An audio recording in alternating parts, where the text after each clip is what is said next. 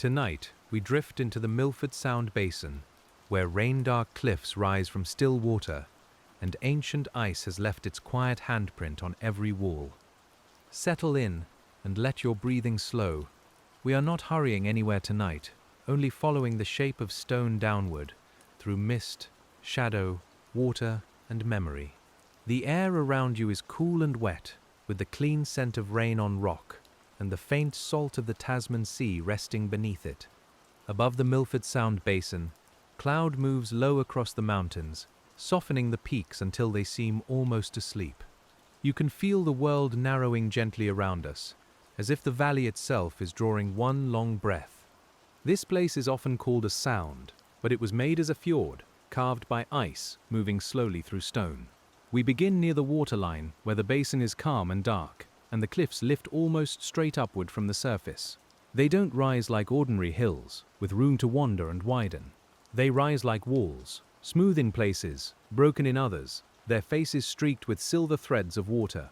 You can hear the waterfalls before you look for them, a soft and constant falling, blurred by distance and rain. Long before this quiet water filled the valley, ice moved here with patient weight. It gathered high in the mountains of Fjordland, where snow fell faster than summer could take it away.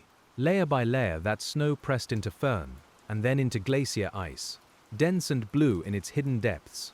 If you imagine it now, you can feel how slowly the landscape was being prepared. A glacier doesn't hurry as it shapes a basin.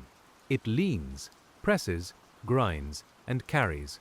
Beneath it, stones frozen into the base work like a deep, cold file against the valley floor. Around it, the ice fills the valley from side to side, smoothing sharp corners and widening the older river path into a rounded trough. We are floating now inside that old movement, though everything around us feels still. The Milford Sound Basin holds that memory clearly. Its floor lies far below the surface in places, deeper than the sea outside its entrance. This is called over-deepening, and it happens where glacial ice is thickest and most forceful. You don't need to picture violence. Picture pressure held for thousands of quiet seasons, a steady palm resting on stone until the stone gives way. As we drift farther inward, the light changes with the weather. The water looks black, then green, then a muted slate blue where the cloud opens slightly above us. Rain touches the surface in small rings, and each ring widens until it disappears into the basin's darker breathing.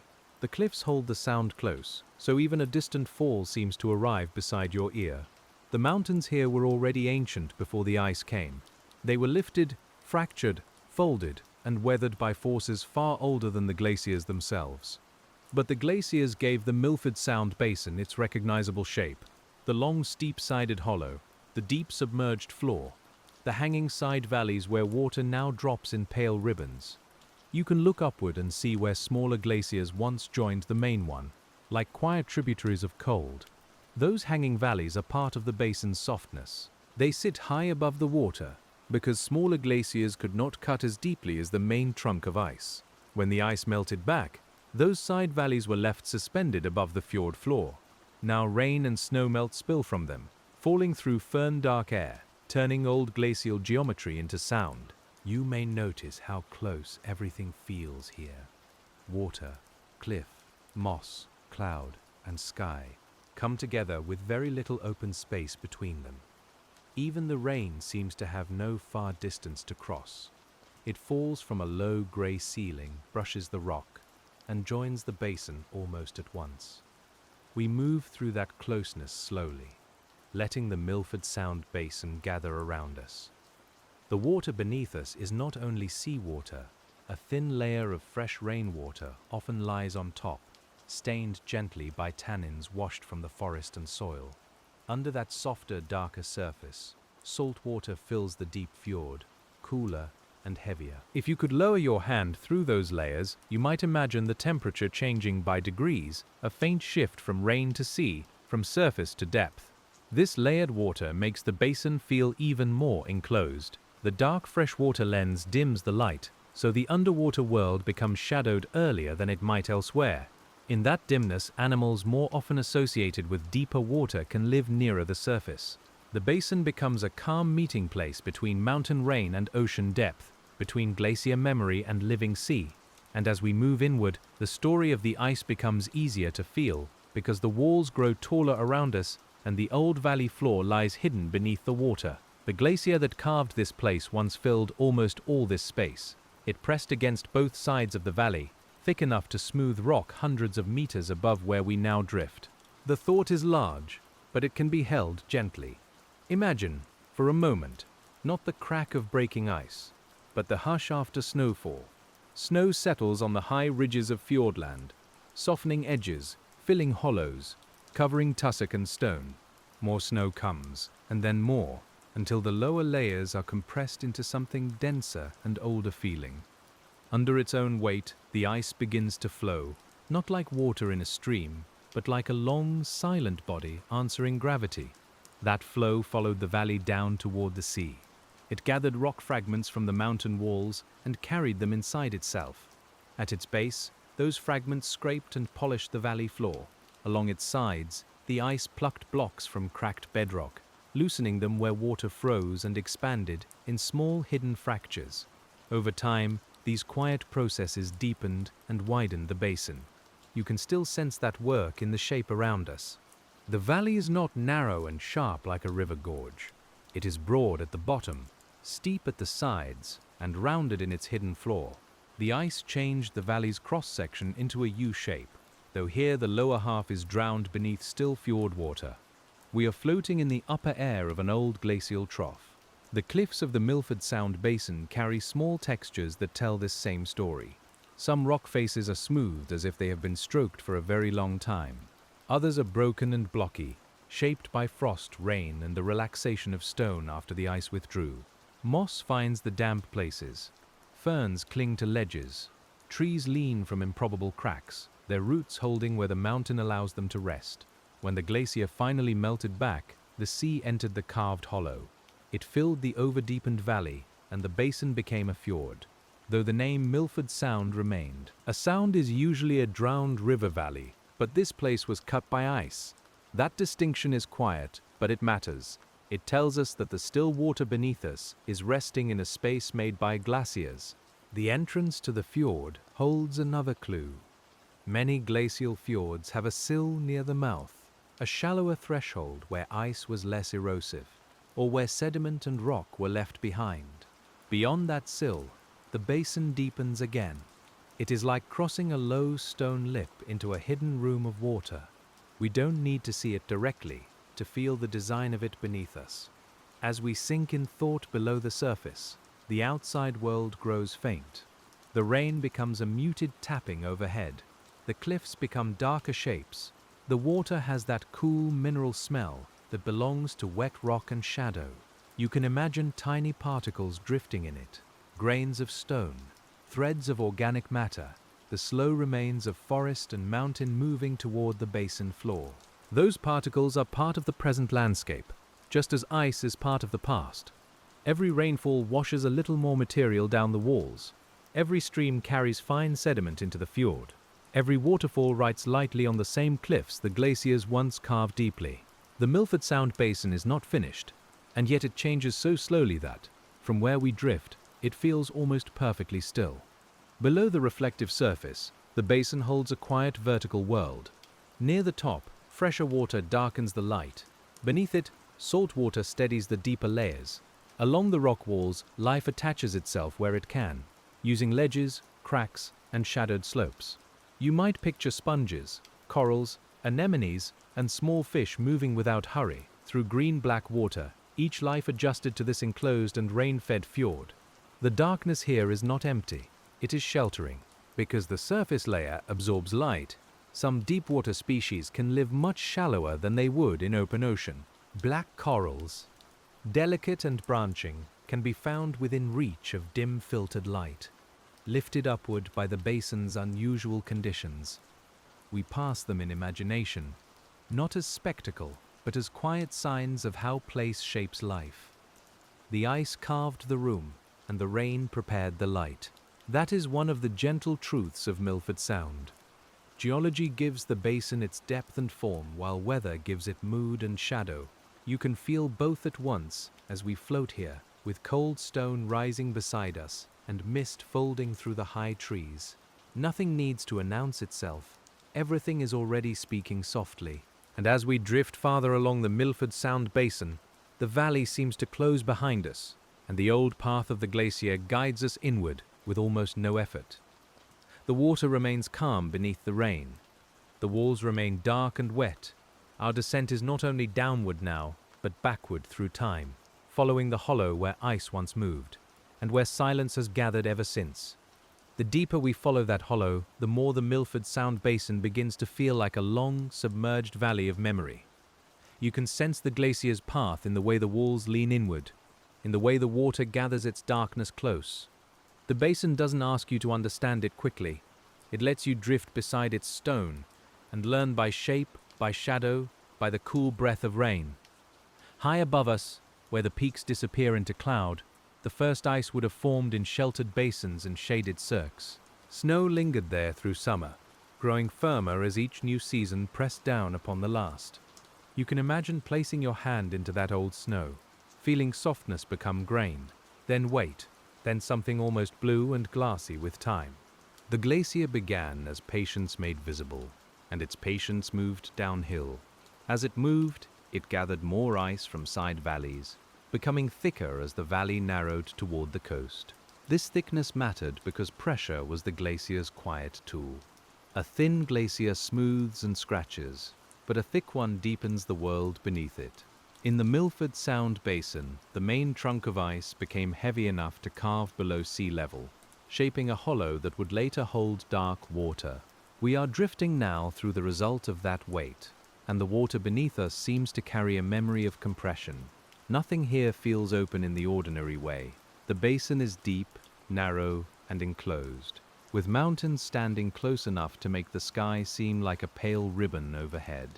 Your breathing can follow that ribbon slowly, in and out, while the old glacial valley holds us without effort. The rock around Milford Sound belongs to Fiordland's hard crystalline foundations, shaped by deep geologic heat and pressure long before the last glaciers came. These rocks resist weathering, yet even resistant stone yields to time, water, ice, and gravity. The glacier used weakness where it found it, following fractures, widening faults, and carrying loosened pieces away. You can feel the basin as a conversation between hardness and yielding. There is comfort in knowing that even stone changes slowly. It doesn't vanish in an instant. It relaxes, cracks, weathers, and gives up small pieces across an amount of time too large to hold at once. As we move through the Milford Sound Basin, you don't have to measure that time. You can let it widen around you like mist, softening the sharp edges of thought. The valley's steep sides tell us that the ice once filled it generously. A river alone would have cut a narrow V-shaped channel, with slopes opening upward toward the sky. But the glacier occupied the whole valley floor and pressed against both walls, grinding broadly, smoothing broadly, making a deeper and more open trough. We float through that U-shaped space now, though the lower half is hidden beneath salt water. Somewhere below, the floor of the basin lies in shadow, covered with fine sediment that has settled out of the water for thousands of years. That sediment is made of weathered rock, crushed minerals, organic dust, and the faint remains of living things. Grain by grain, it gathers in the deepest parts, smoothing the over-deepened hollow. You might picture it falling slowly, like grey snow in the dark. The water itself receives this quiet fall without hurry. A particle enters from a waterfall, a stream, or a slipping bank of wet forest soil. It drifts downward through fresh water, then through denser salt water, and finally comes to rest on the basin floor. In that descent, it repeats in miniature the larger descent we are making together, moving from rain to fjord, from air to depth. And as we sink farther into the shape of the Milford Sound Basin, the cliffs above seem less like walls and more like pages, each surface holding a trace of what shaped it. You can notice the long vertical streaks left by water. You can notice darker stains where moss and lichen have settled. You can notice bright rock where slips have recently opened the mountain to the weather. These rockfalls and slips are part of the basin's continuing life. When glacial ice withdrew, it no longer supported the valley walls with its immense lateral pressure. The slopes, once held by ice, began adjusting to their new freedom. Some sections loosened, some shed blocks and soil. Rain entered cracks, roots entered fractures, and gravity continued the patient reworking of the fjord. There is no need to imagine this as drama. It is simply the mountains settling into its post-glacial shape. The cliffs breathe through water, frost, roots, and rain. The basin receives what falls, folding it into sediment, shelter, and slope.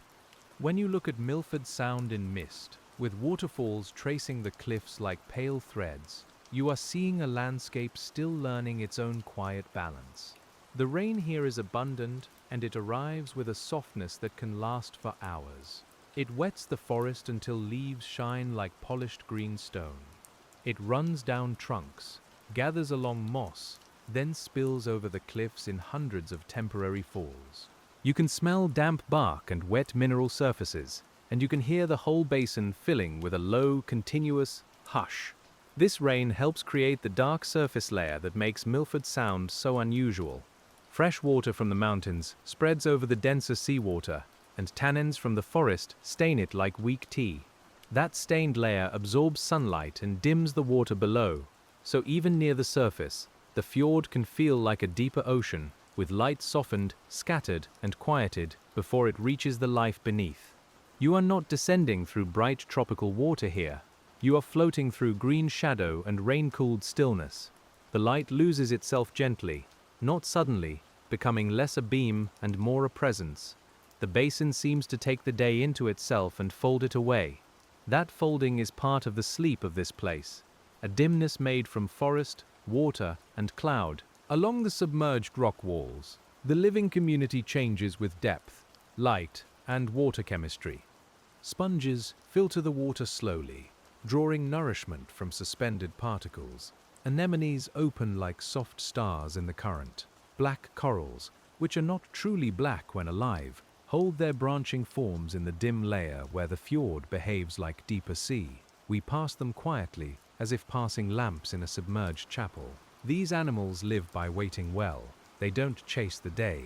They filter, open, close, anchor, and sense the movement of water across their bodies. In the Milford Sound Basin, where the ice carved a steep underwater wall, they find vertical surfaces to hold. You can imagine their world as touch and current, as faint chemistry, as the slow arrival of food through darkness. The glacier made homes without intending to.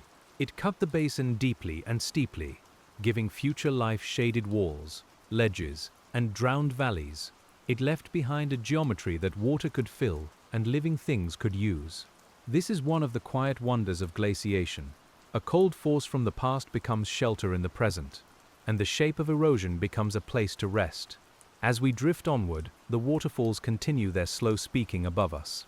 Some fall from hanging valleys, where smaller glaciers once met the main ice stream high on the valley wall. Because those smaller glaciers were thinner, they carved less deeply, leaving their valleys perched above the main trough.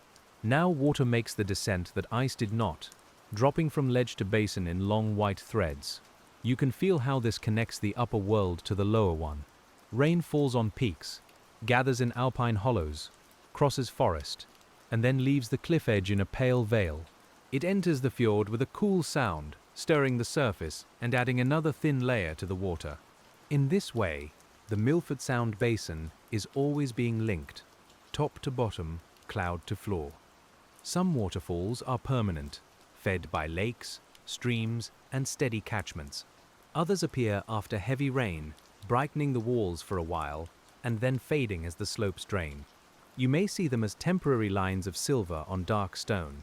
They remind us that the basin's stillness is not emptiness. It is a quiet arrangement of movements so slow and continuous that they become calm. The ancient glacier also shaped the way sound moves here. The steep walls reflect falling water, wind, bird calls, and the low movement of boats when they pass far away. But tonight, in our imagined descent, human noise drifts out of the scene and leaves only the natural acoustics of the fjord. You hear water falling, rain touching water, and the muffled breathing of the basin itself. Below this, we let the surface sounds soften, and we turn again toward the hidden floor of the Milford Sound Basin. The fjord's depth is not uniform. It rises and falls beneath the water, shaped by zones where ice carved more deeply and zones where rock resisted. These underwater contours matter because they guide water movement, sediment settling, and the quiet exchange between fjord and sea. At the mouth, the sill acts like a threshold. It limits how easily deep water inside the basin exchanges with open ocean water outside. This can make the inner depths more stable and layered, holding colder, denser water for longer periods. You can picture the sill as a low submerged lip, not blocking the sea entirely, but slowing its breath as it enters and leaves the fjord. Inside that threshold, the basin becomes more like a bowl held within mountains. Tides still move in and out, and seawater still renews itself. But the movement is filtered by shape. A fjord is never just a flooded valley. It is a water body whose behavior comes from its carved floor, its narrow mouth, its climate, and its rain-fed surface. Milford Sound holds all of these gently. If you let your mind sink through the water column, you might feel the difference between layers. Near the top, the water is cooler from rain and stained by forest. Below, it becomes saltier and more marine, carrying the quiet density of the Tasman Sea.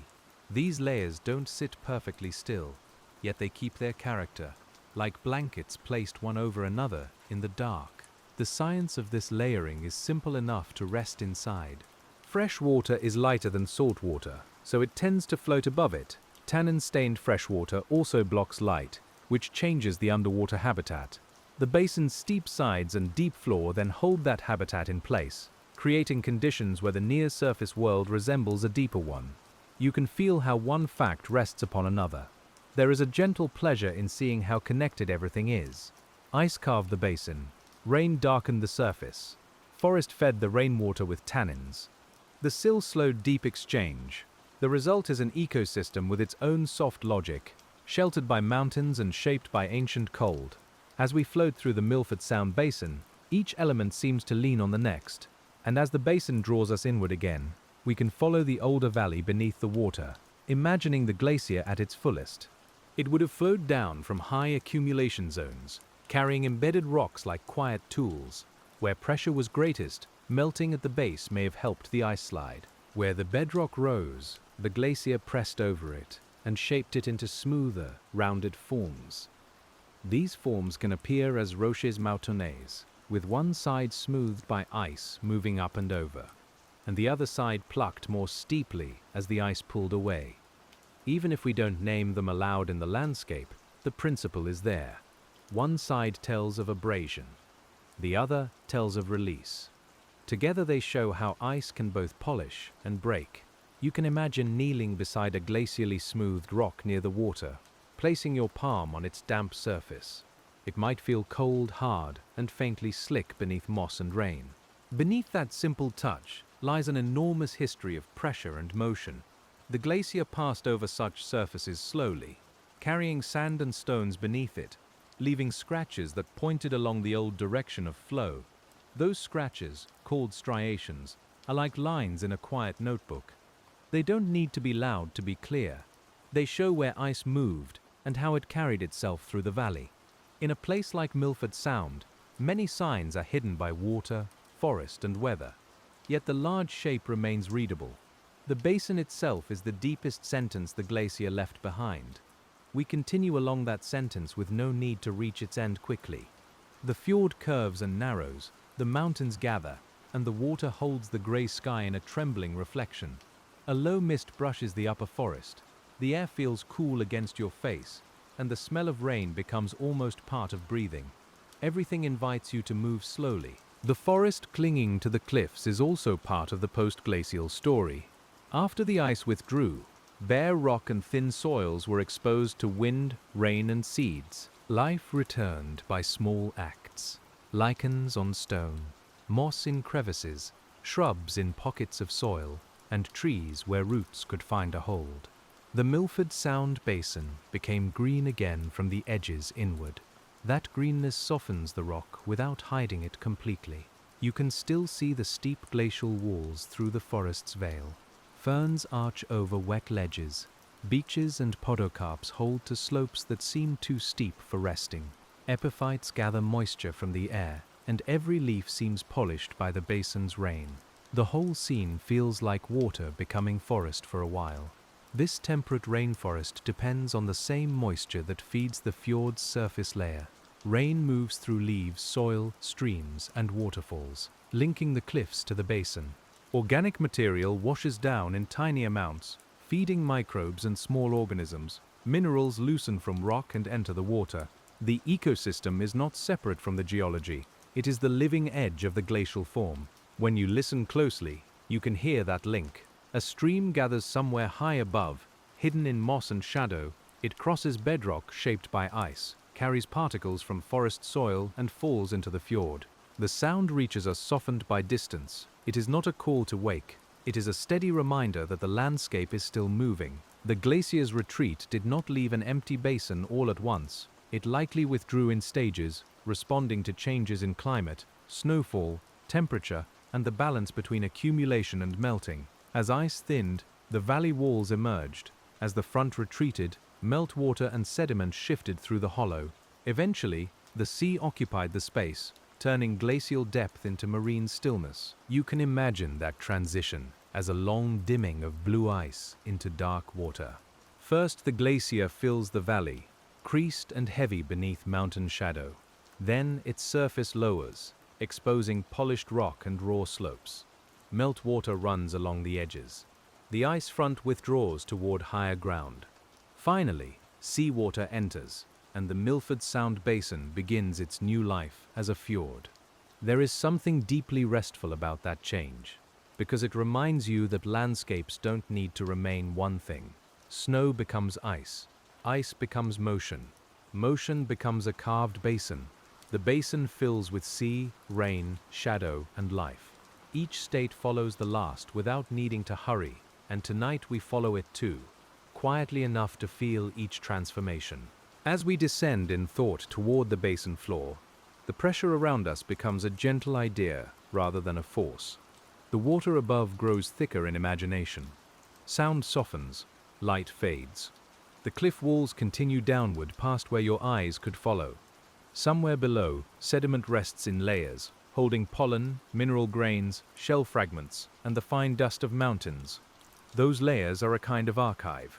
They may record changes in rainfall, vegetation, erosion, and marine conditions after the glacier withdrew. Each thin layer settles from the water column and waits, undisturbed except by burrowing animals, currents, or new material falling from above. You can picture time lying flat there, not as pages to turn, but as soft bands beneath the dark water. This is not the dramatic time of storms or headlines. It is basin time. It is measured in grains, in slow settling, in the quiet difference between one season's rain and another. As we rest our attention on the Milford Sound Basin, we begin to feel that slower measure. It asks very little from us. It only asks us to become still enough to notice. The walls above the basin floor may descend steeply, then meet slopes of accumulated debris where rock has fallen and sediment has gathered. These talus and sediment slopes soften the transition from cliff to floor.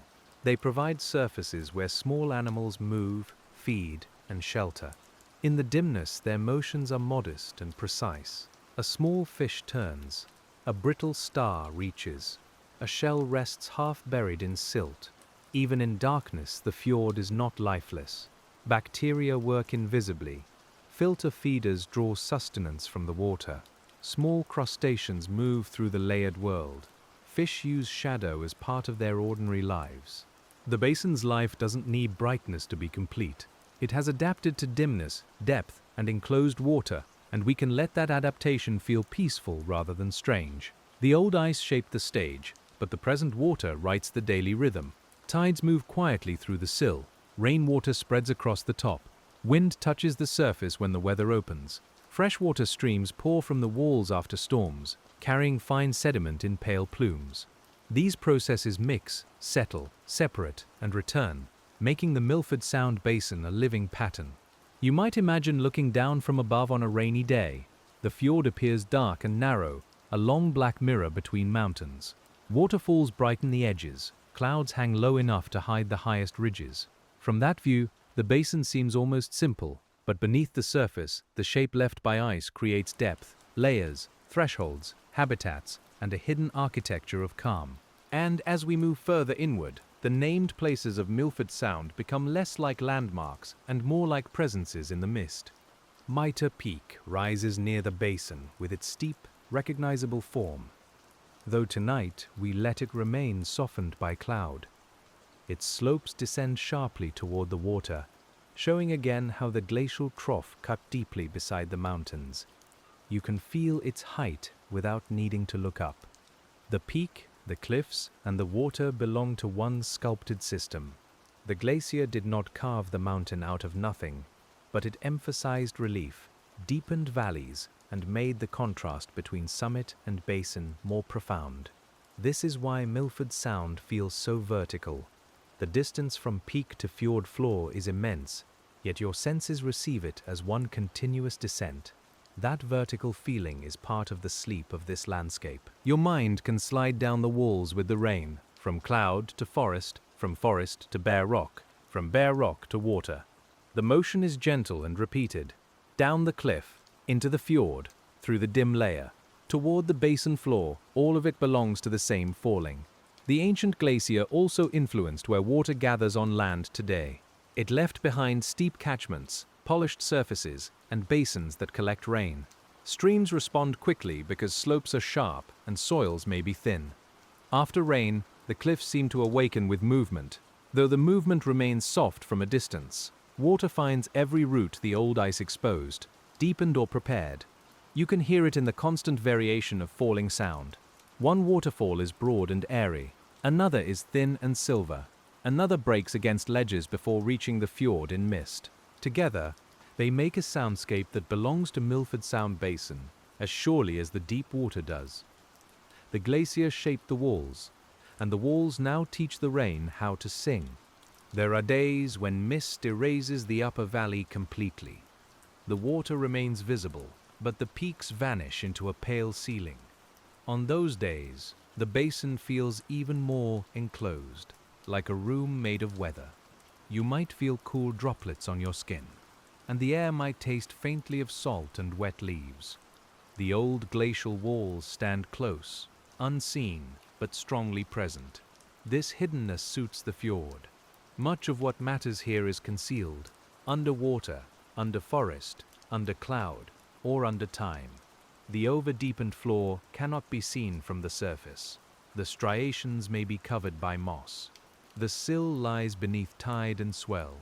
The glacier itself is gone from the basin, yet its absence is one of the most powerful shapes we can feel. To understand a glacial landscape, you often learn to read what is missing. The ice is missing, but the U-shaped valley remains. The pressure is gone, but the steep walls remain. The abrasion has ended, but the smoothed rock remains. The valley is drowned, but the carved hollow remains beneath the water. We drift inside a vanished glacier's outline, and that outline holds us gently. And below this quiet recognition, we let the Milford Sound Basin become darker again, as if thought itself is descending into the water. The surface behind us grows distant. The waterfalls fade to a muffled presence. The green-black water holds fewer reflections. We begin to imagine the deeper fjord as a place where shapes are sensed slowly, through pressure, temperature, and shadow. The water temperature here stays cool, influenced by latitude, rainfall, ocean exchange, and mountain shade. It doesn't have the warm brightness of shallow tropical seas. It feels mineral, shaded, and composed. If you could drift through it without disturbance, you might sense the coolness as a blanket rather than a shock, a slow surrounding that asks your body to become quiet. Pressure increases with depth, but in this narration it comes gently, like the feeling of blankets settling over you. The deeper basin holds that pressure naturally. Animals living there are built for it, and the water carries it without effort. You don't need to resist it. You can imagine it as calm weight, the same calm weight ancient ice once gave the valley, now translated into sea. This echo between ice pressure and water pressure is one of the softest ways to feel Milford Sound. First, the glacier pressed downward and carved. Later, the sea pressed inward and filled. Both forces are quiet when considered across time. Both reshape how the valley feels. One made the hollow, the other keeps it dark, layered, reflective, and full of slow-moving life. The fjord's steep walls also mean that shallow habitats can sit very close to deep habitats. A creature near the wall may move only a small horizontal distance and experience a large change in depth, light, and water conditions. This closeness creates a compressed world. You can imagine swimming beside stone where forest roots hang above, while deep water corals grow not far below, hidden in gloom. That compression is part of what makes the Milford Sound Basin so atmospheric. Mountain and sea are not separated by a wide coastal plain. They meet directly. Rainforest leans over salt water. Waterfalls drop into marine depth. Glacial cliffs become underwater walls. You don't pass through many zones to reach the fjord's heart. They gather around you at once, layered but intimate. As we continue, the basin narrows our attention in a restful way. There is less horizon here, less distance for the eye to chase. Instead, there is verticality, reflection, and repetition. Cliff, water, mist, forest, rain, shadow. Your mind can stop reaching outward and begin settling downward. The Milford Sound Basin holds attention the way a deep bowl holds still water. The ancient ice that shaped this bowl came during colder periods when glaciers advanced through many valleys of fjordland. These advances were part of larger glacial cycles, connected to changes in Earth's climate system. Snow lines lowered, ice accumulated, valleys filled. Then, as conditions warmed, ice thinned and retreated. The process repeated across long spans, each cycle leaving traces in landforms and sediment. You don't need the exact dates to feel the scale. It is enough to know that this basin was shaped by more than one season, more than one cold year, more than one generation of ice. The landscape we float through is cumulative. It was made by repeated pressure, repeated movement, repeated melting, and repeated silence. Time worked here the way water speaks, continuously and softly. Glacial erosion is strongest where ice is thick, where debris at the base is abundant, and where meltwater helps the glacier slide. In the main valley, these conditions can combine to deepen the trough far below adjoining terrain. Smaller side glaciers, with less thickness and energy, leave higher valleys behind. That is why the hanging valleys and waterfalls fit so clearly into the story of the basin. When you hear a waterfall in Milford Sound, you are hearing a difference in glacial power. The water drops because the main glacier cut more deeply than the smaller glacier beside it. A scientific explanation becomes a sensory experience. The sound of falling water is also the sound of unequal carving, translated into rain, gravity, and air. The basin teaches through sound, and as the water continues to fall, the present keeps polishing the past. Streams erode channels in slopes once planed by ice. Rain loosens fine minerals from glacially fractured rock. Waves touch the edges of the fjord. Salt and fresh water meet in slow exchange. None of this erases the glacial form quickly. It simply adds new textures to an ancient structure. You can imagine the cliffs at dusk, though dusk here often feels like an extension of the day's grey softness. The rock darkens first, then the forest becomes a single deep green mass. Waterfalls remain visible a little longer, pale against the walls. The fjord's surface reflects the last light without brightness, and the Milford Sound Basin seems to become more itself in shadow. This is a landscape that doesn't depend on sunlight for its beauty. It can be overcast, raining, dim, and still feel complete. Perhaps that is why it suits a sleep journey so well. The basin's beauty comes from enclosure, depth, and patience. It invites your eyes to soften. It invites your body to release the surface world, little by little, as we drift. Below the visible waterline, the rainforest's influence continues in ways we might not expect. Leaves, bark, and soil compounds wash into streams and then into the fjord. The tannins stain the freshwater layer and help reduce light penetration. This changes where certain organisms can live, and it gives the water its dark tea-like surface quality. Forest becomes shadow in the sea. That thought is quiet enough to rest with. A leaf falls on a wet slope. Rain carries part of it into a stream.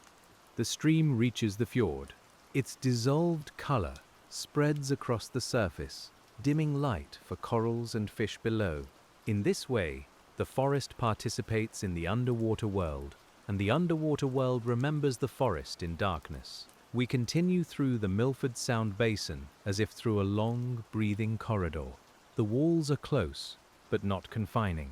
The water is dark, but not empty. The rain is constant, but not restless. Everything here has a softened edge, even the hard rock, because mist and distance blur it into gentleness. You can let your thoughts take on that same blur. The glacier that once filled this corridor would have carried moraines of rock and sediment along its sides, and at its front. As it retreated, some of that material may have been reworked by meltwater and later by marine processes. In fjord landscapes, sediments can shift from glacial flour to marine muds, from coarse debris to fine settling layers. The basin floor becomes a record of changing environments. Glacial flour is made when rock is ground into very fine particles beneath ice. In some glacial lakes, it turns water a pale milky blue. Here, after the fjord formed, fine mineral particles continued to enter through streams and waterfalls. In the darker water of Milford Sound, those particles may drift unseen, making their slow journey downward through the basin's layered quiet. There is no hurry in sedimentation. A grain can spend time suspended, then sink, then be stirred again, then settle more permanently. The basin receives it the way night receives sound, without resistance. Over centuries and millennia, countless grains soften the deepest contours. The glacial cut remains, but the floor is gently blanketed, the sharpness of erosion covered by a slower kind of rest. As we sink toward that idea of rest, the old glacier's movement becomes almost dreamlike. We picture it not as a bright white mass, but as a deep blue body filling the valley in cold weather and low light. Its surface may have held crevasses, snow bridges, and wind-shaped ridges. Beneath, unseen, the real carving continued, steady as breathing. The base of a glacier is a hidden world of pressure, meltwater, debris, and friction. Where ice meets bedrock, small changes in temperature and water pressure can alter how the glacier slides. Debris embedded in basal ice scratches and grinds. Meltwater may enter cracks and refreeze, helping loosen blocks. The whole process is complex, but its result here is simple to feel, a deepened valley now filled with sea. You don't need to hold all the mechanics at once. Let them pass like slow shapes in dim water. Abrasion, plucking, sliding, freezing, melting. Each one contributes, and then each one fades into the larger form of the Milford Sound Basin. Science, in a place like this, doesn't remove wonder. It gives wonder a quieter and more durable shape. The basin's present calm also carries the memory of isostatic adjustment, the way Earth's crust responds when great ice loads are added and removed. Under heavy ice, land can be pressed downward. After ice melts, land may rebound slowly. In regions shaped by glaciers, this subtle lifting can influence coastlines, drainage, and relative sea level.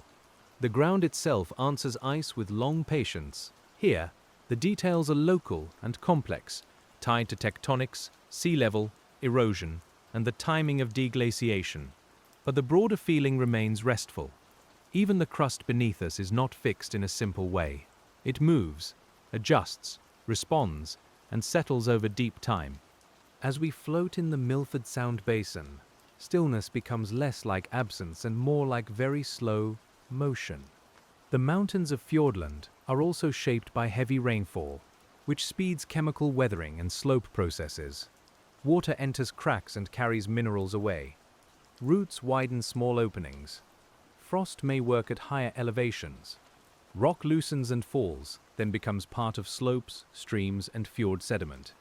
The glacial basin is therefore constantly softened by weather, though its great form remains strong. You can picture a single drop of rain landing high on a bare rock face. It pauses in a shallow hollow, joins another drop, slips into a crack and begins a path downward.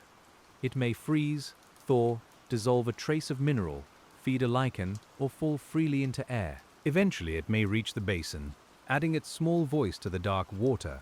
These small paths matter because they are the present tense of the landscape. Ice belongs mostly to the past here, though snow and small ice fields may remain higher in the mountains. Rain belongs to now. Forest belongs to now. Together they continue the shaping that ancient glaciers began.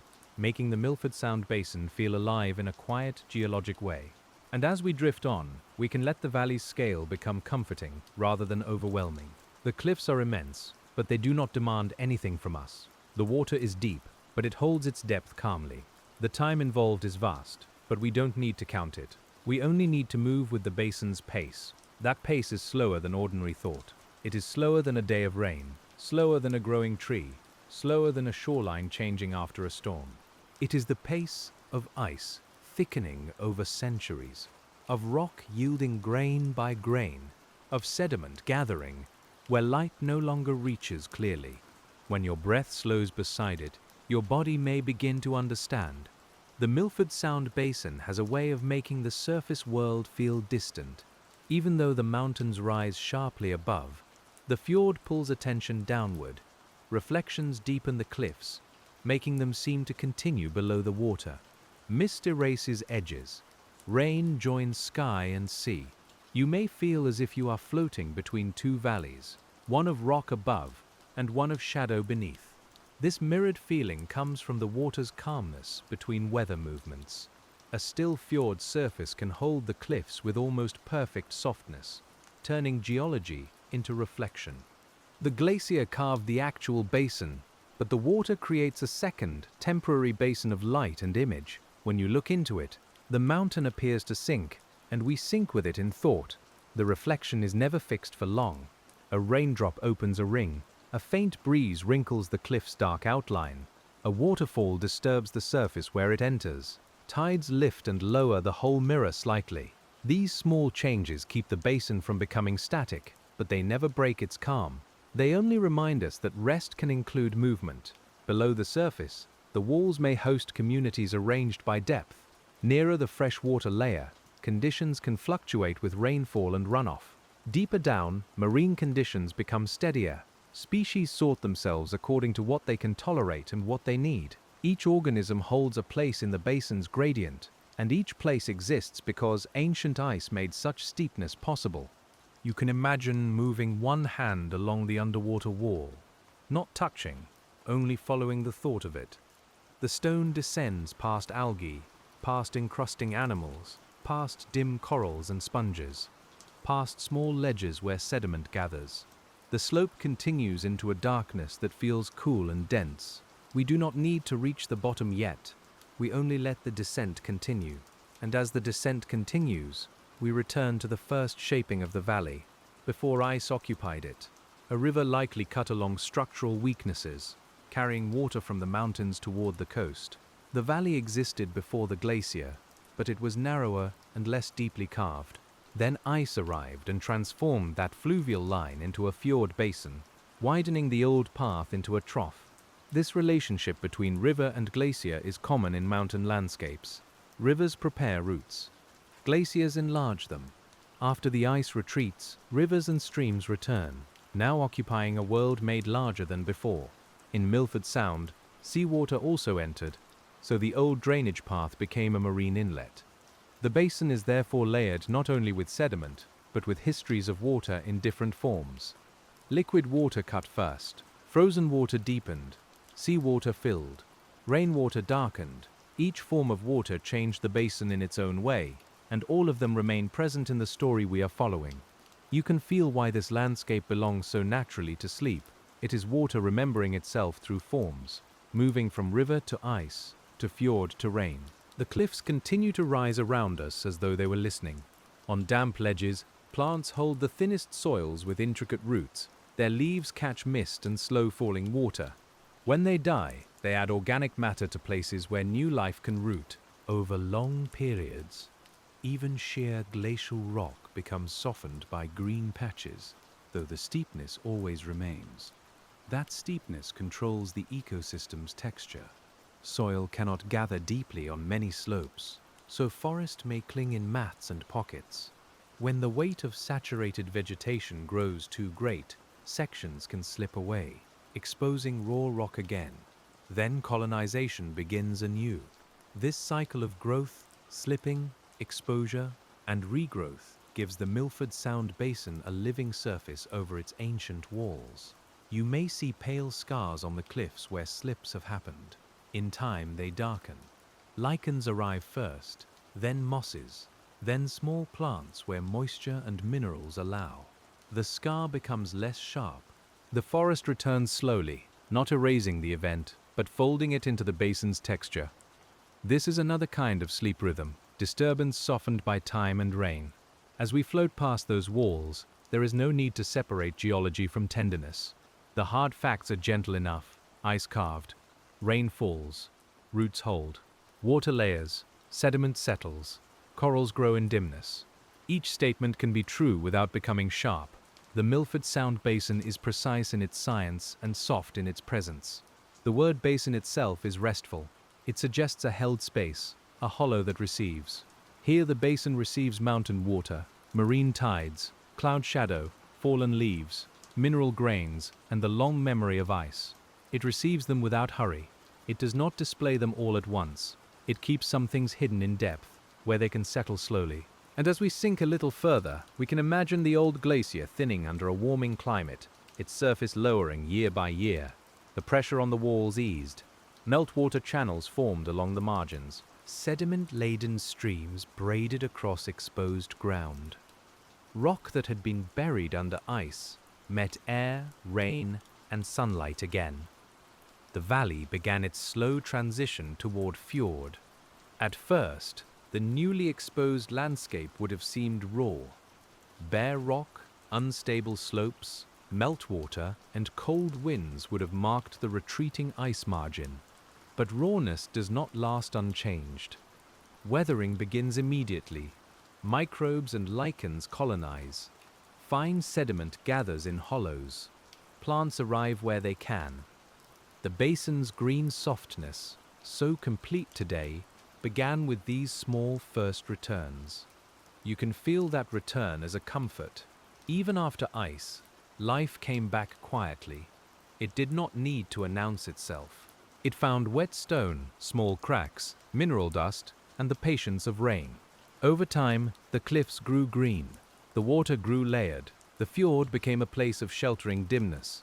Milford Sound Basin learned to hold life in shadow. That shadow is one of its defining textures. Because the cliffs are high and the valley is narrow, sunlight reaches different places briefly, depending on season, weather, and time of day. Many slopes remain dim for long periods. Cloud and rain deepen that dimness. The fjord's dark surface continues it below. For a sleep listener, this is not gloom, but gentle enclosure. You might imagine the hour before night, when the clouds lower and the water loses its last pale sheen. The waterfalls become sound more than sight. The forest blends into the cliffs. The air cools along your cheeks. Somewhere beneath us, the deep basin remains as it has through countless evenings, receiving darkness without any need to resist it. The ancient ice made that darkness more profound by carving depth into the valley. A shallow inlet would hold light differently. A broad bay would open itself to the sky. But this fjord, narrow and over-deepened, gathers shadow in its own particular way. The Milford Sound Basin doesn't merely become dark at night. It is built to hold darkness beautifully. And still, there is light within it. Not bright light, not urgent light, but reflection, mist glow, white water, and the faint living gleam of wet leaves. Underwater, life may shimmer in small ways, through pale tissues, reflective scales, or the soft contrast of organisms against stone. The basin teaches that darkness and light don't oppose each other here. They rest together. As we continue, the sense of falling becomes even softer. We are not falling through air. We are descending through explanation, sensation, and time. The glacier's path guides us. The rain keeps us company. The fjord holds us in its narrow depth. Each breath can become a little slower, like a tide moving gently through the sill, entering and leaving the basin with care. Tides in fjords can be subtle, but they matter. They raise and lower water, move salt water through the entrance, and influence mixing along boundaries between layers. In Milford Sound, this tidal movement interacts with freshwater runoff, wind, and basin shape. The result is a water body that is never fixed, yet never restless in the way open coasts can be. You can imagine the incoming tide as a slow inhalation. Denser seawater presses inward beneath the fresher surface layer. The basin receives it, adjusts, and quiets. Later, the tide turns and the system exhales, sending water outward across the sill. This exchange is another breath inside the landscape, and we can rest our own breathing alongside its rhythm. The sill's presence means the deep basin is somewhat protected from the full energy of the open sea. Outside, waves and currents may move more freely along the coast. Inside, the fjord narrows, deepens, and steadies. The same glacial architecture that made the basin dramatic also makes it sheltered. It is a carved refuge, filled with marine water and softened by rain. Shelter is not stillness without change. It is change held within boundaries. The Milford Sound Basin changes with weather, tide, season, erosion, and biological life, but the mountains keep those changes close. The narrow valley gives them a chamber. The over-deepened floor gives them depth. The rainforest gives them color. The glacier's absence gives them room to continue. And as the chamber darkens in our imagination, we move nearer to the underwater walls again, where the rock face descends into cool green-black water. Here, the ancient carving becomes habitat at every depth. A crack becomes a resting place. A ledge catches sediment. A vertical surface holds attached animals where horizontal ground is scarce. You can feel how form becomes life. Sponges are among the quietest beings to imagine here. They draw water through their bodies, filtering tiny particles, living by circulation and patience. Their shapes may be simple or branching, pale or muted, blending into stone until you look closely. In the dim fjord, they do not need bright color to be remarkable. Their wonder lies in endurance and calm function. Anemones open into the current with soft radial symmetry. Their tentacles sense food, water movement, and touch. Small fish pass nearby, adjusting with subtle fins. Crustaceans move along crevices. Each life occupies a small zone of attention. The Milford Sound Basin, shaped by ice on an immense scale, is also made of these small, precise acts of living. That contrast can help the mind settle. Huge forces and tiny motions share the same space. A glacier carved the fjord, yet a small animal filters the water one particle at a time. Mountains rise sharply, yet moss grows in droplets. Deep time surrounds us, yet your next breath is enough to belong here for this moment. Nothing more is required. We keep drifting, and the valley's shape remains steady. The basin narrows and widens subtly, responding to bedrock structure and glacial flow. Where the ice encountered resistant rock, it may have carved less deeply. Where weakness, thickness, and meltwater aligned, it cut more profoundly. The underwater floor holds these variations like a quiet topography hidden beneath reflection. Bathymetry, the mapping of underwater depth, reveals what the surface conceals. It shows the fjord as a submerged landscape with slopes, basins, thresholds, and deeper hollows. To imagine bathymetry is to see Milford Sound without water, as a glacial valley open to the air. But tonight we leave the water in place because its darkness is part of the comfort. Still, it is helpful to know that beneath the smooth surface there is a landscape as real as the cliffs above. The basin floor rises, dips, and gathers sediment. The walls continue downward, the sill marks the entrance. This hidden shape controls the movement of water and life. We float above it, trusting what we cannot see, letting unseen depth feel peaceful. And as we pass through that unseen depth in thought, the ancient climate that built the glacier becomes a quiet background. Colder conditions allowed snow to persist and compact in the high mountains. The glacier's health depended on the balance between accumulation above and melting below. When accumulation exceeded loss, the ice advanced. When loss exceeded accumulation, it thinned and retreated. This balance is called mass balance, but the feeling of it is simple. More snow than melt, and the glacier grows. More melt than snow, and the glacier shrinks. Across long periods, that balance drew the ice down the valley and later pulled it back. The Milford Sound Basin was shaped in the slow conversation between cold, snowfall, gravity, and time. Gravity gave the ice direction. Snow gave it substance. Rock gave it resistance. Water gave it movement. Climate gave it rhythm. Every part of the system contributed, and the basin is the result. As you listen, You can let those forces become almost like instruments in a low, steady music, each one entering softly, each one leaving space for the others. There is no need to make the glacier heroic. It was simply a body of ice obeying physics, yet the result is beautiful beyond any intention. This is one of the calmest kinds of wonder, the recognition that beauty can emerge from processes without purpose.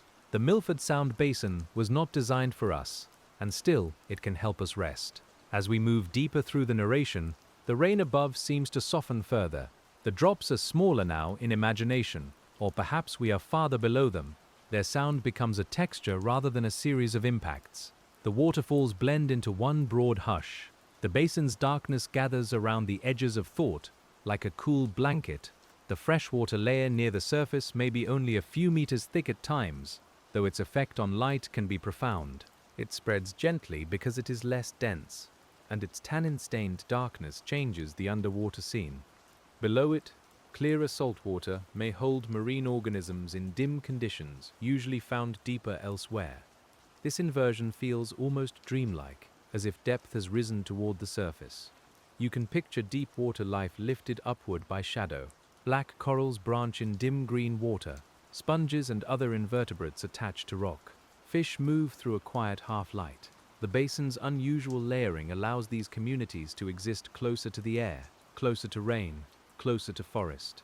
Ancient ice made the walls, and rain made the darkness they needed. The name Milford Sound may sound simple and familiar, but the place beneath the name is more complex. It is a fjord basin, a drowned glacial valley, a layered estuary, a rain-fed ecosystem, and a mountain corridor all at once.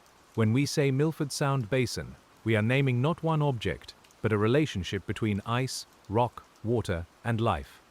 That relationship continues to hold us.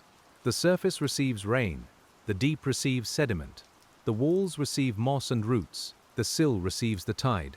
The basin receives us in imagination, quietly and completely. You can allow your body to feel basin shape too, able to receive breath, weight, and stillness without needing to do anything with them. And as we drift onward, we come back to the feeling of scale, because the Milford Sound Basin is both narrow and immense.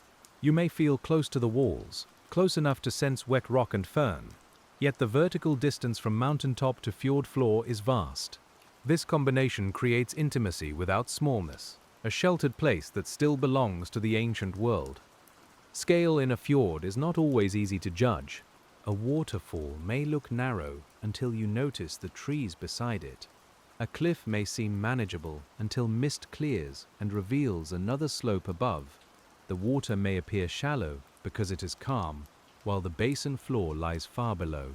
Milford Sound teaches the eye to slow down before deciding. This slowing is part of why we are here. A sleep script doesn't need to push forward with sharp events.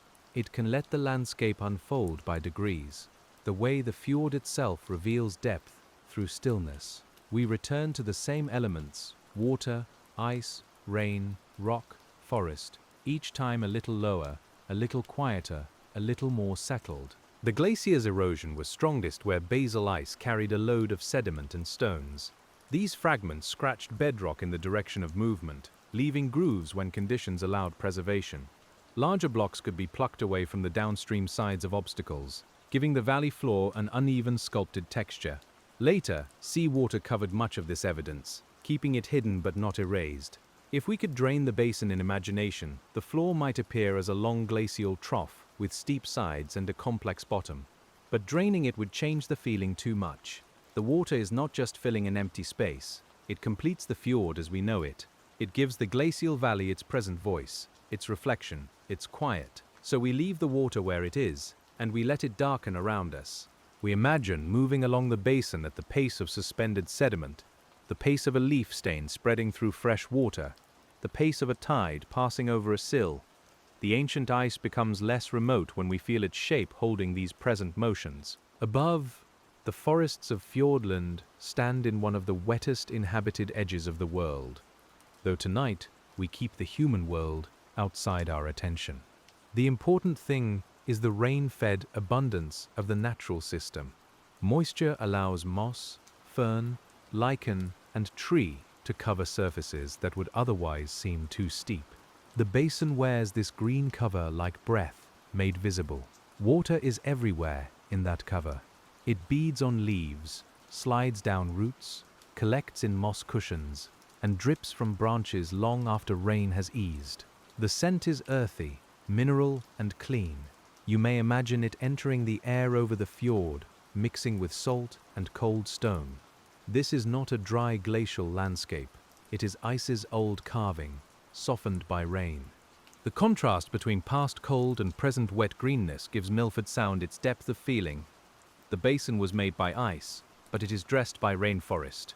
It was carved by abrasion, but it is heard through waterfalls. It was deepened by pressure, but it is seen through mist. Each present softness rests on an older, harder shape, and as we continue downward in mood, the basin seems to invite fewer thoughts and more sensation. The cool air along your skin, the fine dampness in your breath, the dark water below, the far white sound of falling water, the faint smell of leaves and salt, the cliffs rising close, as if the world has lowered its voice around us. This sensory closeness is not separate from the geology. The coolness comes from mountain shade, rain and water. The dampness comes from the basin's climate and steep catchments. The dark water comes from forest tannins and fjord layering. The falling sound comes from hanging valleys carved unequally by ice. Every sensation has a history, and every history arrives gently through the body. The Milford Sound Basin allows us to feel science without leaving the dream. We don't need diagrams tonight. The cliffs are the diagram. The waterfalls trace the hanging valleys. The dark surface shows the freshwater lens. The depth beneath us shows over deepening. The narrow entrance suggests the sill. The whole landscape explains itself if we stay with it quietly. Staying with it quietly means letting repetition become restful. We return to ice because ice made the form. We return to rain because rain makes the mood. We return to water because water holds the basin now. We return to life because life fills the carved space softly. Each return is not a circle, but a spiral downward. The spiral brings us nearer to the deeper basin again, where light is scarce and movement is measured. Here the water column may hold fine gradients of salinity, temperature, oxygen, and suspended matter. These gradients influence where organisms feed and settle. They also affect how material from the surface reaches the bottom. The fjord is simple to the eye and intricate in its layers. You can rest inside that intricacy without solving it. Let the layers be blankets. Let salinity be weight. Let temperature be coolness. Let suspended matter be a slow snowfall. Let oxygen be the quiet breath of water. In the Milford Sound Basin, even technical words can soften when we translate them back into sensation, back into what the body might feel. And as the basin continues inward, the glacier's vanished presence remains our guide. We are following a path made by accumulated snow that became ice and then motion. We are following gravity's old line through the mountains. We are following a valley that was first cut by running water, then enlarged by frozen water, then filled by the sea. The journey is downward, but also inward. There is a kindness in that inwardness. The fjord doesn't expose everything at once. It gives only a small view ahead, a curve of water, a wall of cliff, a veil of rain. Beyond that, there is more, but it can wait. Sleep works like that too. You don't need the whole night at once. You only need the next breath, the next soft descent. The ancient ice shaped the Milford Sound Basin by doing what ice does when conditions allow it to persist. It accumulated, compacted, flowed, eroded, transported, and melted. None of those actions required speed. Their strength came from duration. That is why the basin can feel so soothing, because its grandeur was made by slowness, and slowness is what we are practicing tonight. We practice it by noticing one detail at a time. A dark ripple under rain, a fern leaning from a cliff, a waterfall entering the fjord with a feathered edge, a submerged wall fading below the surface, a thought of blue ice moving where water now rests. Each detail lowers us slightly until the mind no longer needs to hold itself so tightly. Below the surface, the basin floor continues to collect the present. Fine sediment from streams, organic particles from forests, marine material from organisms. minerals from weathered rock. Each particle arrives from somewhere, but once settled, it belongs to the fjord's quiet archive. The floor becomes a soft receiving place, the opposite of the glacier's old grinding force. That contrast is gentle and complete. First, ice scraped and deepened. Later, sediment softened and filled. Erosion made space. Deposition began to cover it. The landscape breathes between removal and receiving, between carving and settling. You can feel that rhythm in your own body, letting go with each exhale, receiving calm with each inhale, sinking slowly through the dark. And as we move still further, there is no final point to reach yet, only another layer of quiet. The Milford Sound Basin stretches behind and ahead, holding cliffs, water, mist, and the unseen record of ancient ice. The rain continues its soft work above us. The tide continues its slow exchange below. The forest continues to lean over the fjord, green and wet and patient. We follow the basin's patience into deeper shadow, where the walls seem to fade but not disappear. Somewhere high above, a waterfall begins, as rain on a ridge, then stream, then falling vale, then ripple on the fjord. Somewhere below, a grain of rock settles into silt. Between them we drift in the long, cool middle, held by the shape ancient ice left behind. That shape continues beneath us, even when the water seems too dark to show it. The Milford Sound Basin holds its glacial form the way a sleeping body holds breath, quietly and without display. You can imagine the old trough stretching below, broad and deep, its edges softened by sediment and shadow. Above it, we drift through the cool middle of the fjord, where water remembers both mountain and sea. The further we follow the basin, the more the walls seem to gather the sky into a narrow strip overhead. Cloud lowers and lifts in slow pulses, and the peaks appear only in pale fragments. You might feel the cool mist on your face, then the gentler chill of shade as the fjord narrows around us. This closeness is part of the ancient ice's work, because the glacier deepened the valley without widening it into openness. A river valley often leaves room for sloping banks and gradual transitions. But a glacier can press against both sides with a fullness water alone cannot match. It carries the valley in its body as it moves, scraping the floor and walls together. That is why the Milford Sound Basin feels so steep and enclosed, as if the land has been folded around depth. The old ice gave the water a place to be hidden. When we think of carving, we may imagine a sharp tool, but glacier ice works in a slower and more enveloping way. It surrounds rock with cold pressure, drags sediment beneath itself, and uses meltwater to enter small weaknesses. The effect is not a clean cut.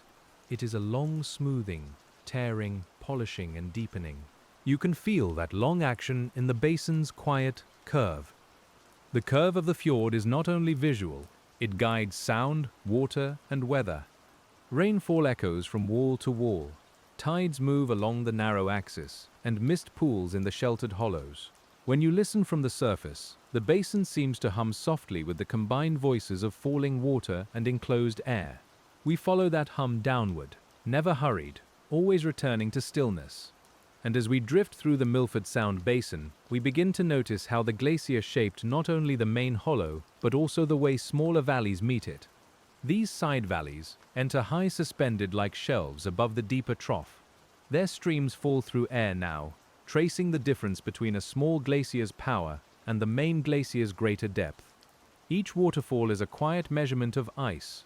You can imagine a side glacier arriving from the mountains, flowing into the main trunk like a smaller stream entering a larger river. It contributed ice, snow, debris, and pressure, yet it could not carve as deeply as the central flow. When all the ice withdrew, that difference remained in the air. Water now makes the final descent as a fall, turning old glacial geometry into sound. There is something tender about those waterfalls. They are not merely decoration on the cliffs. They are the present voice of an ancient height difference. Rain gathers where side ice once formed, travels through forest and stone, then pours into the fjord because the main basin was cut lower. In this way, the Milford Sound Basin lets us hear its history, without waking us fully. The falling water enters the fjord with faint turbulence, making pale fans on the surface before blending into the darker layer. If the rain is heavy, the surface freshens and darkens further, spreading stained water across the top. You can picture the tannins moving like diluted tea, softening sunlight before it can reach the salt water below. The basin receives this color slowly, like a thought becoming dream. Below that surface stain, the marine water remains more stable and dense. It holds the underwater walls in cool shadow, where life settles according to light, current, and chemistry. This layering is one reason the fjord can feel deeper than its surface suggests. Even when you are near the air, the water already has a twilight quality, as if the deep has risen gently to meet you. We continue through that twilight with no need to name every creature at once. Let the forms arrive slowly.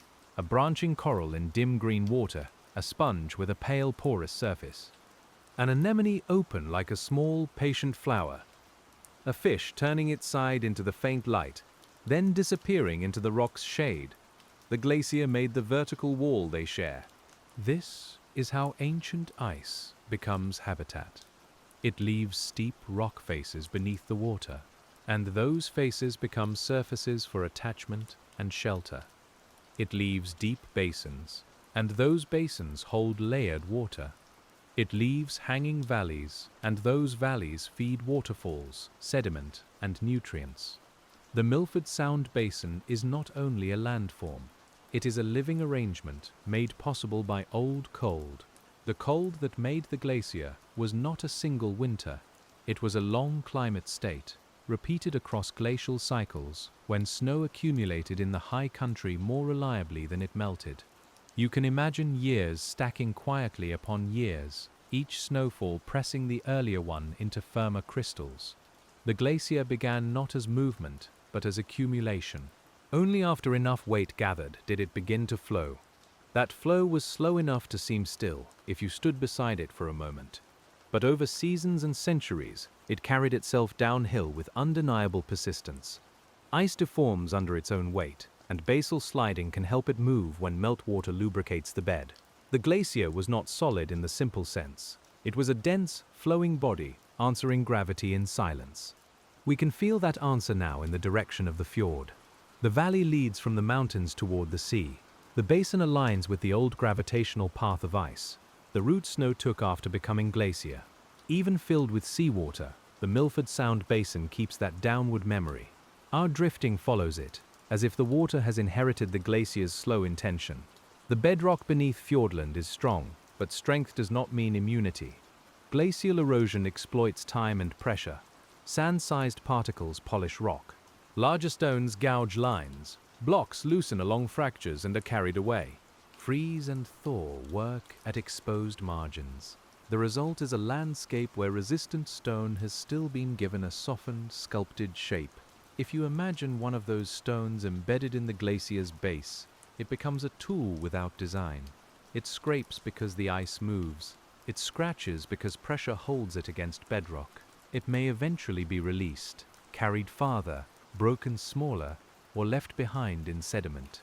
Each fragment participates in carving, then becomes part of what is carved. The basin is made from this quiet exchange, and as we sink deeper into that exchange, we can let the word erosion become gentle. It does not have to sound harsh. Here, erosion is the slow opening of space. It is the making of a basin where water can gather, where rain can darken the surface, where corals can live in green shadow. The glacier removed stone, but it also prepared a harbor for stillness. The fjord's entrance to the Tasman Sea changes the feeling of that harbor. Outside, ocean weather moves along the coast, and swells can carry distant energy. Inside, the glacial valley narrows and turns, muting the open sea. The sill near the mouth adds another measure of shelter. It is not a wall, but a threshold, a submerged pause between exposed coast and enclosed basin. Thresholds are important in landscapes and in sleep. They mark a change without a sharp boundary. The sill lets water pass, but it changes how that passage happens. The surface layer flows outward differently than deeper water enters. Tides breathe through it. Sediment and organisms respond to its shape. You can feel the Milford Sound Basin becoming more inward beyond that hidden lip. Inwardness brings a different kind of calm. The fjord is connected to the sea, But it is not simply the sea. It is connected to mountains. But it is not simply a valley. It is connected to rain, forest, and ancient ice, holding all of them in one long flooded hollow. As we drift, the basin's identity becomes less like a place name and more like a quiet system. This system changes from day to day with rainfall. After heavy rain, the freshwater layer thickens, waterfalls multiply, and suspended sediment may cloud near-surface water. After drier weather, the surface may clear slightly, and the contrast between layers may shift. Yet the underlying glacial form remains constant beneath these moods. The Milford Sound Basin wears weather like a soft changing veil. You might picture the same cliff under different skies. In rain, it shines black and silver, with streams appearing in every crease. In low cloud, its upper face vanishes entirely. In rare bright light, the wet stone gleams, and forest details sharpen for a while. But under every condition, the cliff is still part of a U-shaped trough, an old glacial wall descending into hidden water. The forest on that wall is not passive decoration. Roots hold thin soils, leaves intercept rain, and organic matter contributes to the chemistry of runoff. The forest also slows some water, channels other water, and helps determine what enters the fjord. It is the living skin of the basin. You can smell it in the damp air, earthy and green, mixed with salt and stone. That mixture of scents belongs to this place. Wet leaves, cold rock, rainwater, salt water, a faint mineral freshness rising from waterfalls. These sensations keep us close to the body, close to breath, even while the science stretches back through deep time. You don't have to choose between knowledge and rest. The Milford Sound Basin allows both to settle together. And as we follow the basin farther, we begin to sense the old glacier's thickness, not only by depth, but by height. The ice surface may once have stood far above the present water, pressing against slopes now covered in forest. Trim lines, smoothed rock and valley form, can hint at former ice levels in glaciated landscapes. Even when evidence is hidden, the scale of the trough tells us the ice was immense. Immense does not need to mean overwhelming. Think of the glacier as a deep, slow presence filling the valley from side to side. Its surface lay under cold sky. Snow softened its upper reaches. Meltwater moved within and beneath it. At the bed, hidden from light, the carving continued. The whole body moved at a pace that made patience into force. Now that body is gone from the basin and water has taken its place. The absence feels almost as important as the presence once was. Where ice pressed, the fjord now reflects. Where ice scraped, sediment now settles. Where ice blocked light completely, dark water now filters it. We are drifting through a space made powerful by what is no longer there. There is a kind of comfort in landscapes shaped by absence. A hollow can hold more than a peak. A basin can receive more than a ridge. The Milford Sound Basin is a hollow of old ice, and because it is hollow, water, mist, sound, and life can gather inside. Your own stillness can gather there too, without needing to fill every thought. The basin's walls also guide wind. Air can move along the fjord, channeled by the steep valley sides, carrying moisture and temperature changes through the corridor. Sometimes wind ruffles the surface, breaking reflections into dark fragments. Sometimes air becomes almost still, and the fjord lies quiet under rain. In either mood, the valley shape decides how the atmosphere moves through space. You can feel that channeling as a soft draft along the water. It may carry the coolness of shade or the scent of wet forest. It may bring a fine mist from a waterfall across your face. The sensation is small, but it belongs to the same glacial architecture as the basin floor. Even air is guided by the valley ice once carved. And as the air softens again, we look downward in thought to the deep central hollow, where the basin's floor lies beneath accumulated sediment. Over-deepened fjords often hold fine-grained deposits because their depths are sheltered from strong wave action. Material enters from rivers, slopes, and marine sources, then settles into low-energy environments. The result is a floor that becomes smoother with time, a quiet plain underwater. That plain is not the final abyss of the open ocean, but it has its own deep stillness. It lies between mountains, below rain, beneath a dark surface layer. It receives the remains of both land and sea. If you imagine resting there, you might feel the weight of the water above and the softness of silt below, a dim room within the larger fjord. The sediment may include layers from storms, landslides, seasonal runoff, and calmer periods. A large rainfall might deliver a pulse of mineral material. A slope failure might leave a coarser deposit. Quieter months might add only fine particles. Over time, these events become part of a stacked record. Though tonight we don't read it sharply, we let it lie undisturbed. Undisturbed things have a special power in sleep. A basin floor that has gathered sediment for centuries invites the mind to stop sorting and simply rest. Grain upon grain, layer upon layer, the fjord has been receiving what the mountains release. The ancient glacier opened the bowl, and the present landscape has been filling it with fine, patient memory. Above that floor, the water column remains a place of subtle movement.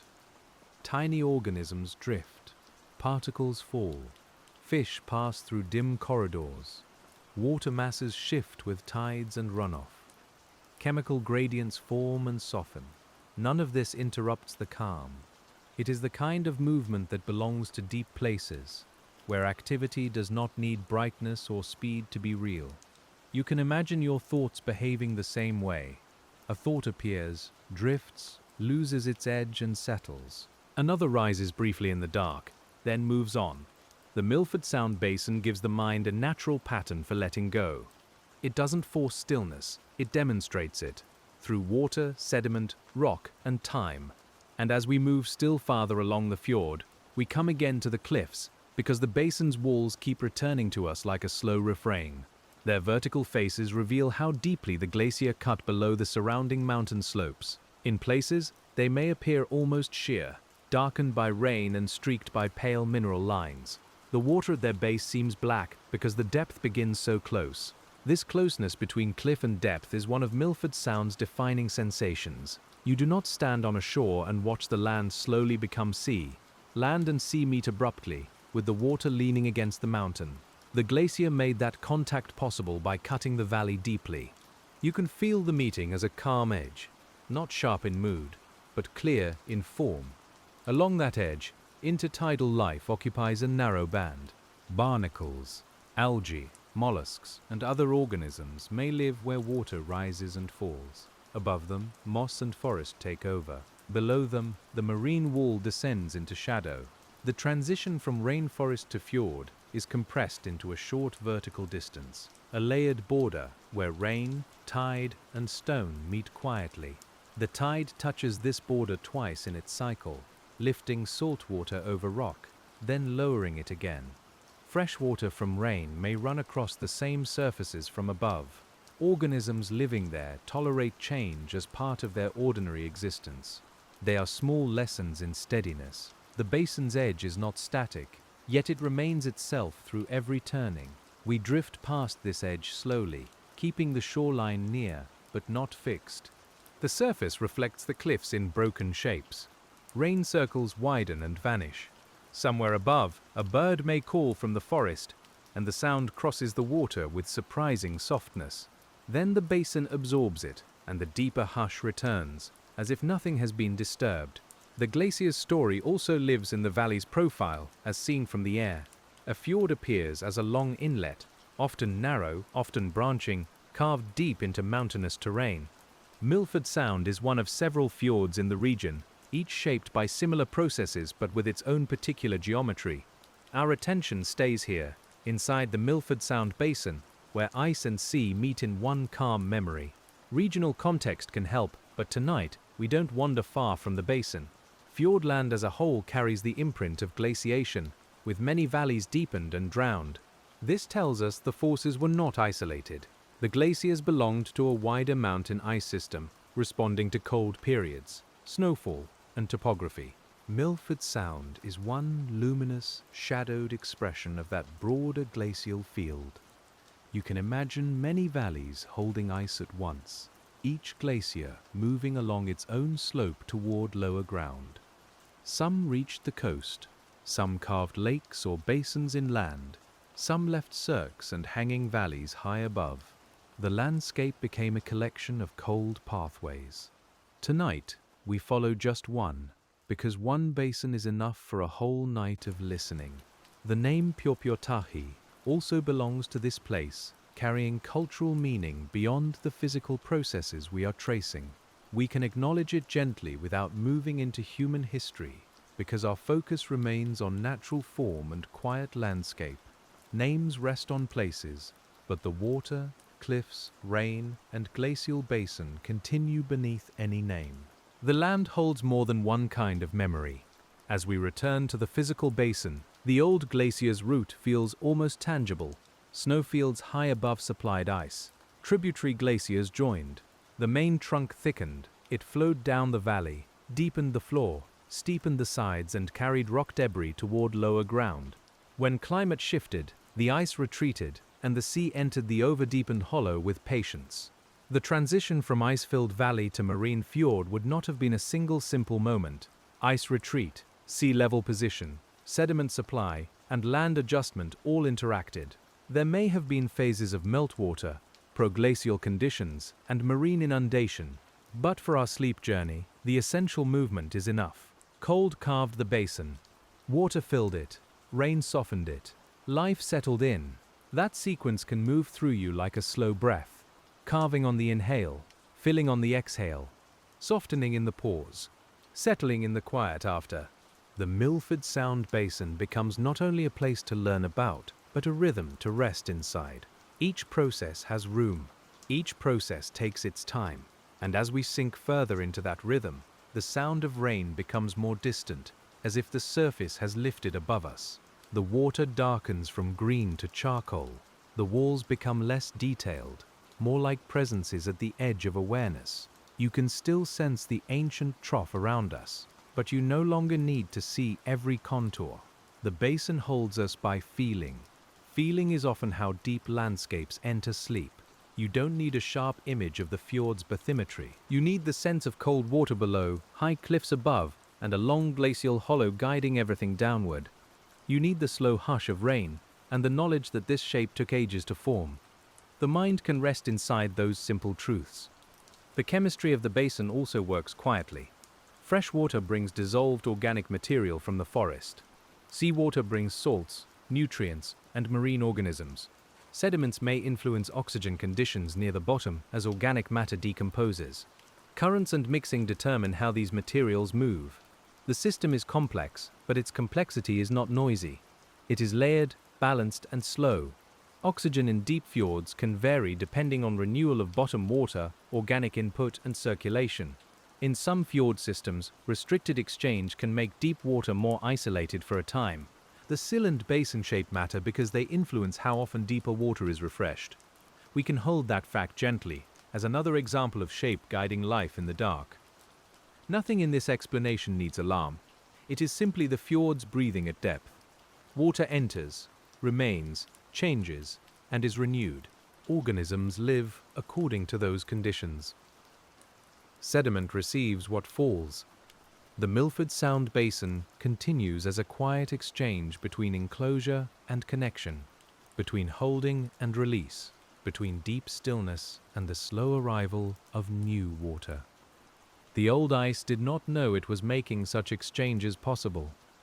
It followed the valley and the slope, yet the form it left determined later circulation, habitat, reflection, and mood.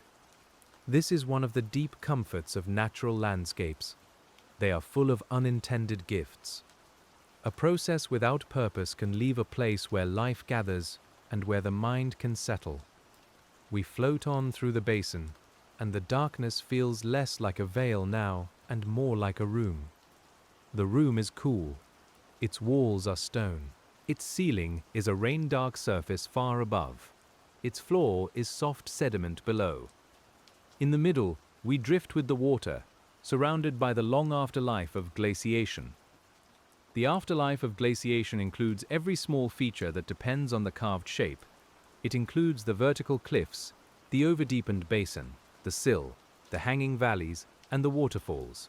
It includes the dark water layer shaped by steep rainy catchments. It includes the communities that take advantage of dim, sheltered conditions. Ancient ice remains present through consequences, not through ice itself. You can carry that idea softly. Some things leave by becoming the shape of what remains. The glacier left, but the basin stayed. The cold period ended, but its carved hollow held water. The pressure eased, but the steep walls continued to gather rain. The old movement stopped, but it became a place for other movements to unfold. And as other movements unfold, the fjord keeps changing by small increments. A stone loosens high on a cliff and eventually reaches the water. A tree falls from a steep slope, bringing soil with its roots. A storm sends a pulse of sediment into the basin. A calm season lets fine particles settle evenly. Every change is a whisper added to an ancient quiet. The steep terrain means that some changes can be geologically noticeable, yet the basin absorbs them into a much longer story.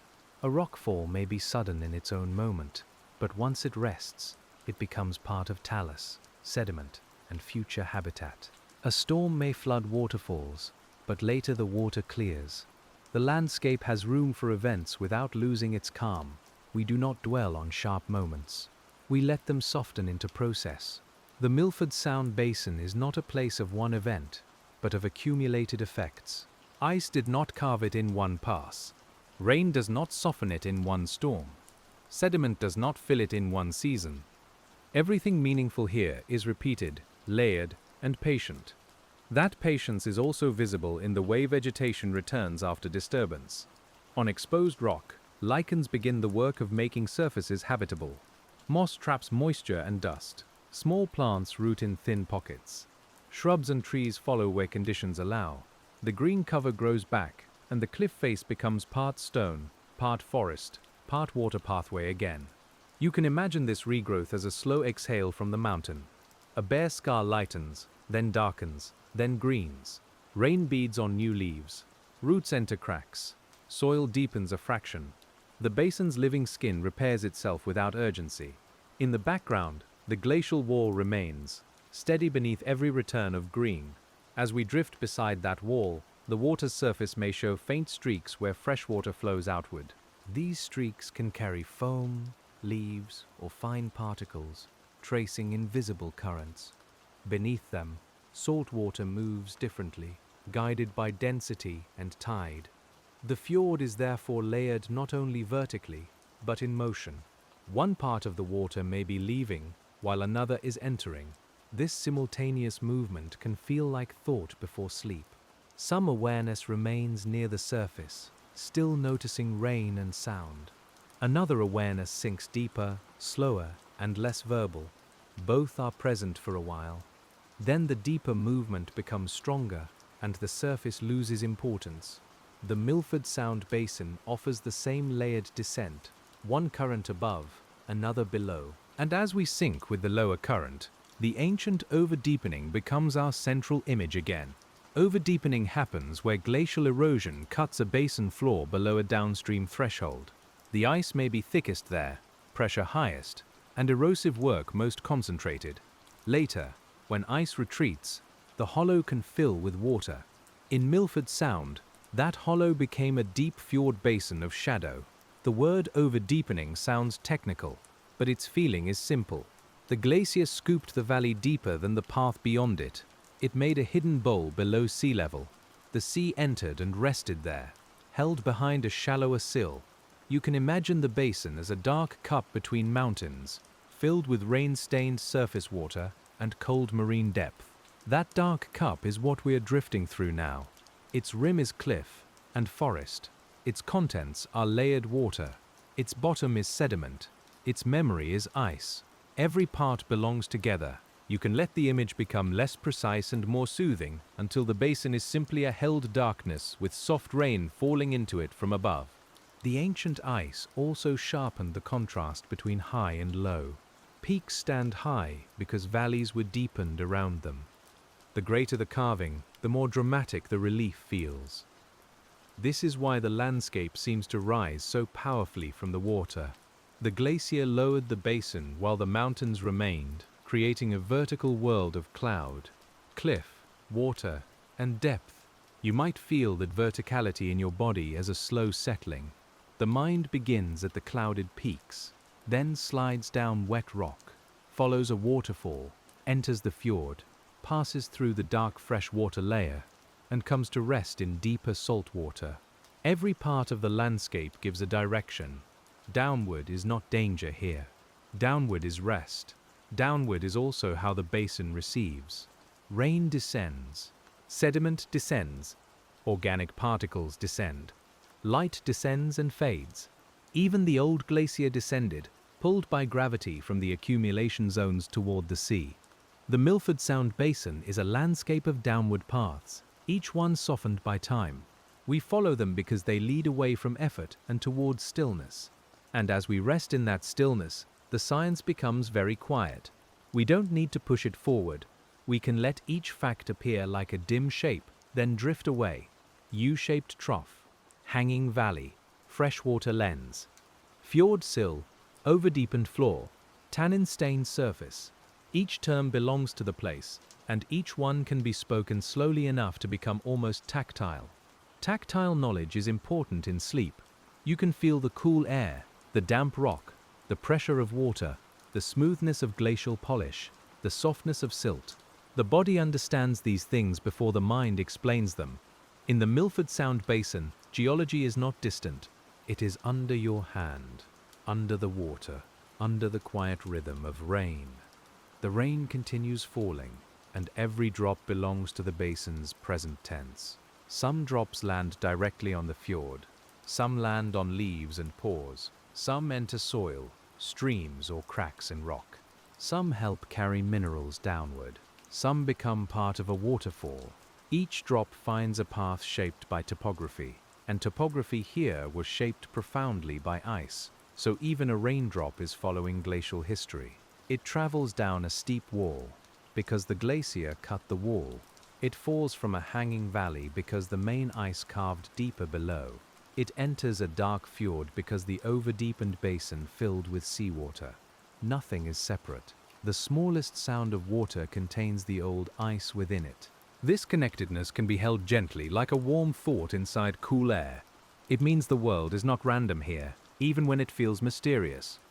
The Milford Sound Basin is intricate, but not chaotic. Processes meet and make patterns. Patterns become habitats. Habitats become quiet lives. Quiet lives become part of the basin's ongoing story, mostly unseen and unhurried. As we drift farther, our attention moves to the way the fjord changes with depth along its walls. Near the surface, the influence of fresh water and light is strongest. Lower down, salinity increases, light diminishes, and marine conditions dominate. Organisms arrange themselves along this gradient, each finding tolerable conditions. The wall becomes a vertical map of adaptation. Adaptation here is subtle. It may mean tolerating dim light, filtering fine particles, anchoring on steep stone, or living where fresh and salt water shift around each other. It may mean growing slowly in cold, shaded conditions. It may mean waiting for food to arrive in the current. The creatures of the basin are not restless. Their lives are tuned to patience. You can take patience from them without needing to imitate them exactly. Let the sponge filter. Let the coral branch. Let the anemone open. Let the fish move and vanish. Let the sediment fall. We keep drifting through the Milford Sound Basin, guided by ancient ice and present water, allowing each living detail to pass softly through awareness. And as awareness softens, the basin's larger origin returns like a distant low note. Mountains were uplifted and carved. Rivers found paths. Climate cooled. Snow accumulated. Glaciers formed and flowed. Ice deepened the valley. Climate warmed. Ice retreated. Sea entered. Rainforest returned. Water layered. Life settled. The sequence is long, but it does not need to be rushed through. It can unfold like tide. The tide, too, is part of the modern fjord's pulse. It links the basin to the ocean beyond, even while the sill and narrow valley moderate that connection. With each cycle, water levels change, currents adjust, and the boundary between fresh and salt water shifts. The fjord breathes with the sea, while rain gives it a second, mountain-born breathing from above. You can imagine these breaths crossing gently. The ocean breath moves horizontally through the mouth. The mountain breath moves downward through rain and waterfalls. They meet inside the basin, one salty and dense, one fresh and dark, both shaped by the glacial hollow. The Milford Sound Basin is where these two breaths rest together in shadow. That shadow grows softer now, not darker in a frightening way, but more complete. It fills the space between words. It gathers around the edges of the cliffs. It settles into the water beneath us. You might feel your own thoughts spreading out, losing their sharp boundaries, like fresh rainwater spreading over denser sea. The basin teaches softness by example. The old glacier would have known nothing of softness in the emotional sense, but its work created a place where softness thrives. Mist softens cliffs, forest softens rock, sediment softens the floor, water softens sound, distance softens scale, time softens understanding. We are not trying to solve the Milford Sound Basin tonight. We are letting it soften us. As we float in that softened attention, one more geological idea appears quietly. The fjord's steep walls are partly the result of glacial undercutting and oversteepening, where ice erosion removed support at lower levels and left slopes prone to later adjustment. After deglaciation, gravity continued to shape these walls. Rockfalls, slips, and debris flows became part of the post-glacial landscape. Again, we keep the tone calm. The mountain is adjusting, not struggling. Slopes seek angles they can hold. Rain tests them. Roots bind them. Loose material moves down and becomes part of the basin. The same downward direction appears again, from cliff to water to floor. It is the basin's oldest and most continuous gesture. You can rest inside that gesture as if it were a long exhale. Everything descends, but nothing needs to hurry. The waterfalls descend in white veils. The sediment descends in slow grains. The forest litter descends through streams. The glacier once descended as ice. Your attention descends now through the narration, gently following the place's own way. And as attention descends, the Milford Sound Basin remains specific and close. This is not any fjord, not any valley, not any quiet water. It is the rain-dark basin of Milford Sound, carved into fjordland by ancient ice, filled by the sea, shadowed by forest, and softened by waterfalls. Saying its name again helps us stay oriented in the mist. Orientation is kind to the half-sleeping mind. You can drift, wake slightly, and still know where you are.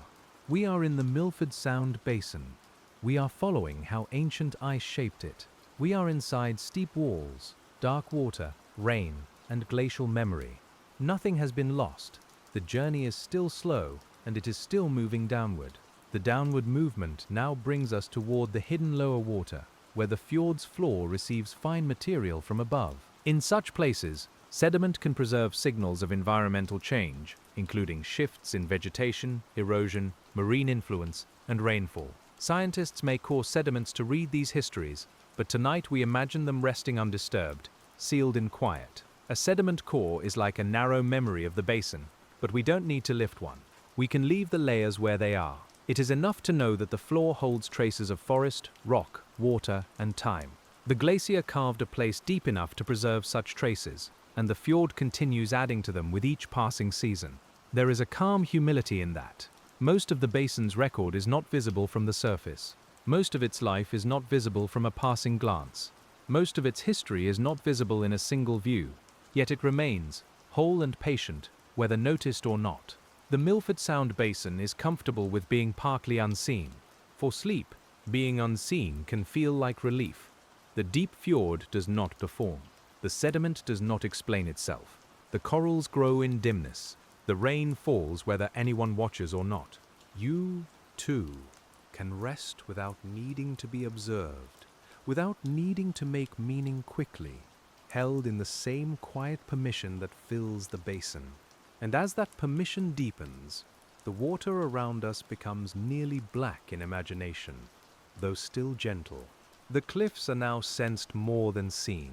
The surface is far above, a muted grey memory of rain. We remain within the glacial hollow, descending through the afterimage of ice, toward the soft lower places where the basin floor begins to feel near. The floor is not yet under us.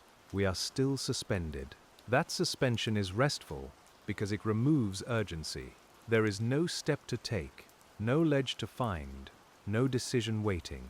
Only water, depth, and the slow memory of glaciers. The Milford Sound Basin carries us in the space between surface and sediment, and for now, that is enough. In this suspended place, the ancient ice feels almost present again, not as cold brightness, but as pressure remembered by stone. The walls hold the shape of its passing, the depth holds the strength of its base. The hanging valleys hold the difference between tributary and trunk. The sill holds the threshold of its erosion. Everywhere, absence has become form. Form is the basin's quiet language. It tells us where ice was thickest, where water now pools, where falls descend, where forests cling, and where life can anchor. We have been listening to that language through sound, texture, light, and science. Now the language becomes slower, less verbal. The fjord does not need many words as we move deeper. Still we continue, because the descent has not ended. The water grows calmer in the mind. The sediment below waits without demand. Above, rain keeps writing small circles on the surface, though we are too far down now to see them clearly. The Milford Sound Basin remains around us, dark, ancient, rain-fed, and shaped by ice. And below this layer of thought, the next quiet depth opens, where the basin floor is imagined not as an ending, but as another patient surface receiving the world from above. That patient surface receives without choosing what arrives. Fine mineral dust, softened leaf fragments, shells, pollen, and the faint remains of tiny organisms drift down through the Milford Sound Basin. Each particle has traveled from somewhere above, from cliff, forest, stream, or sea. By the time it reaches the lower dark, it has become part of a larger stillness. We are drifting above that receiving floor now, not touching it, only sensing it as a muted presence beneath the water. The basin floor is not bare rock everywhere, though rock gives the fjord its original form. Much of it is softened by sediment, laid down after the glacier withdrew and the sea entered. The old carved hollow wears a blanket made from the slow falling of the world. If you imagine the glacier at work again, the contrast becomes soothing. Then, the base was active with pressure, grinding, and motion. Now, the deepest basin is quieter, collecting instead of removing. The same place that once lost stone now receives silt. The Milford Sound Basin has moved from carving to settling, from force to rest, without ever leaving its ancient shape behind. This change from erosion to deposition is part of many glacial landscapes, but here it feels especially intimate because the valley is enclosed by mountains and filled with dark water. The sediment does not spread broadly across an open shelf. It gathers in a narrow basin, protected by steep walls and the sill near the mouth. You can feel the fjord holding its memories close. Above us, the water column remains a long, dim passage. Light from the surface has already been filtered by cloud, then by tannin-stained freshwater, then by depth. What remains is not brightness, but a soft suggestion of direction. You may imagine looking upward and seeing only a faded gray-green glow, while below, the basin floor waits in shadow. The sensation is like sinking into a deep, quiet room. The ceiling is far away. The walls are older than memory. The floor is soft and undisturbed. There is no need to move quickly, because nothing in this room moves quickly except perhaps a small fish passing through the dark. Even that motion is gentle, a slight turn of silver, then absence. In the Milford Sound Basin, the deep water's calm depends partly on the shape left by glaciation. The over-deepened hollow gives the lower basin a sheltered character. The sill helps moderate exchange with the open sea. The narrow walls reduce the reach of surface waves. Together, these features make depth feel held, as if the basin were cupped in stone. Held depth is different from open depth. In the open ocean, the horizon stretches away, and the water seems endless in every direction. Here, depth is surrounded by mountains. The darkness has walls. The water belongs to a carved valley, not a boundless plain. You can rest more easily inside that shape, because the fjord gives the deep a gentle boundary. And as we rest inside it, we can think again of the glacier's path from the high accumulation zones. Snowfields and ice fields fed the descending ice, and gravity drew it along pre-existing valleys. The glacier thickened where tributaries joined, and its erosive power increased with thickness and pressure.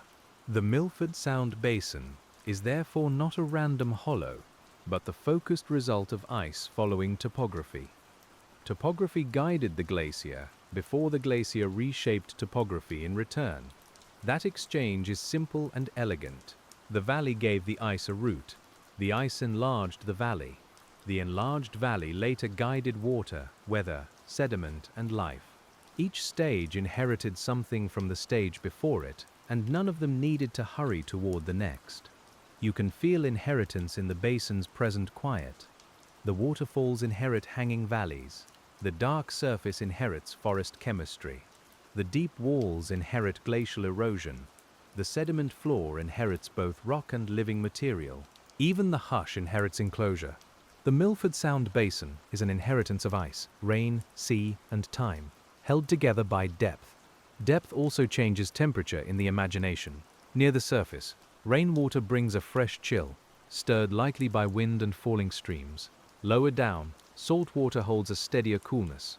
At the floor, the temperature may feel constant, with fewer quick changes from weather above. You can imagine this steadiness as a calm hand against the skin, not cold enough to disturb, only cool enough to quiet. Temperature matters to life here. It influences metabolism, growth, oxygen, and the types of organisms that can thrive.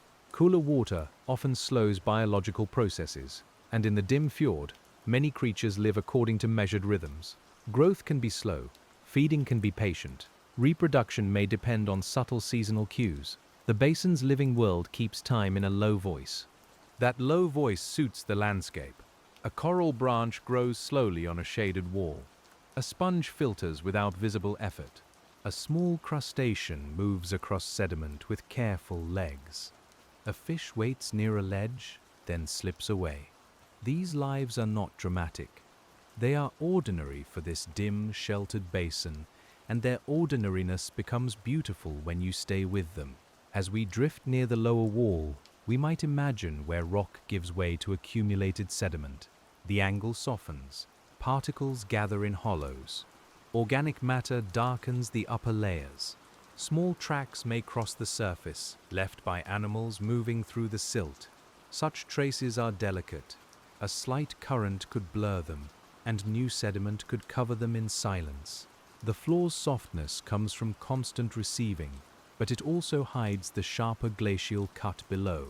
Beneath the mud lies the carved bedrock trough, the deeper form made by ice. The sediment is like a quilt over old architecture. You may not see the carved floor, but its shape still controls where the sediment is thickest, where water settles, and how the basin feels. This hidden structure is comforting because it means the visible world is supported by deeper forms. The surface rain, the reflections, the forest, and the waterfalls all rest above a basin whose shape was established long ago. We don't have to see the support to be held by it.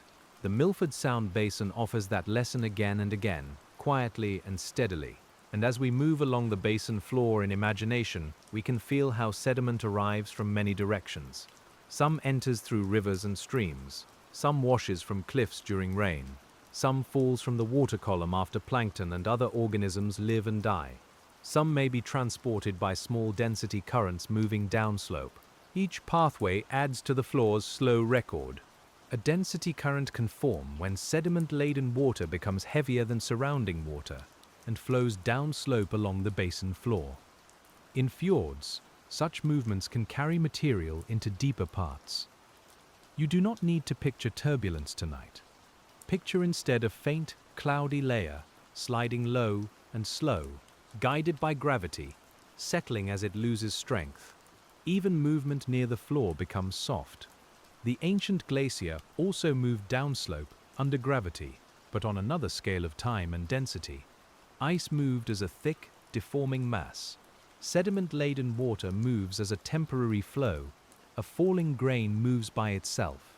All these descents belong to the same larger direction. The basin is a place where gravity has spoken in many languages, from glacier to silt.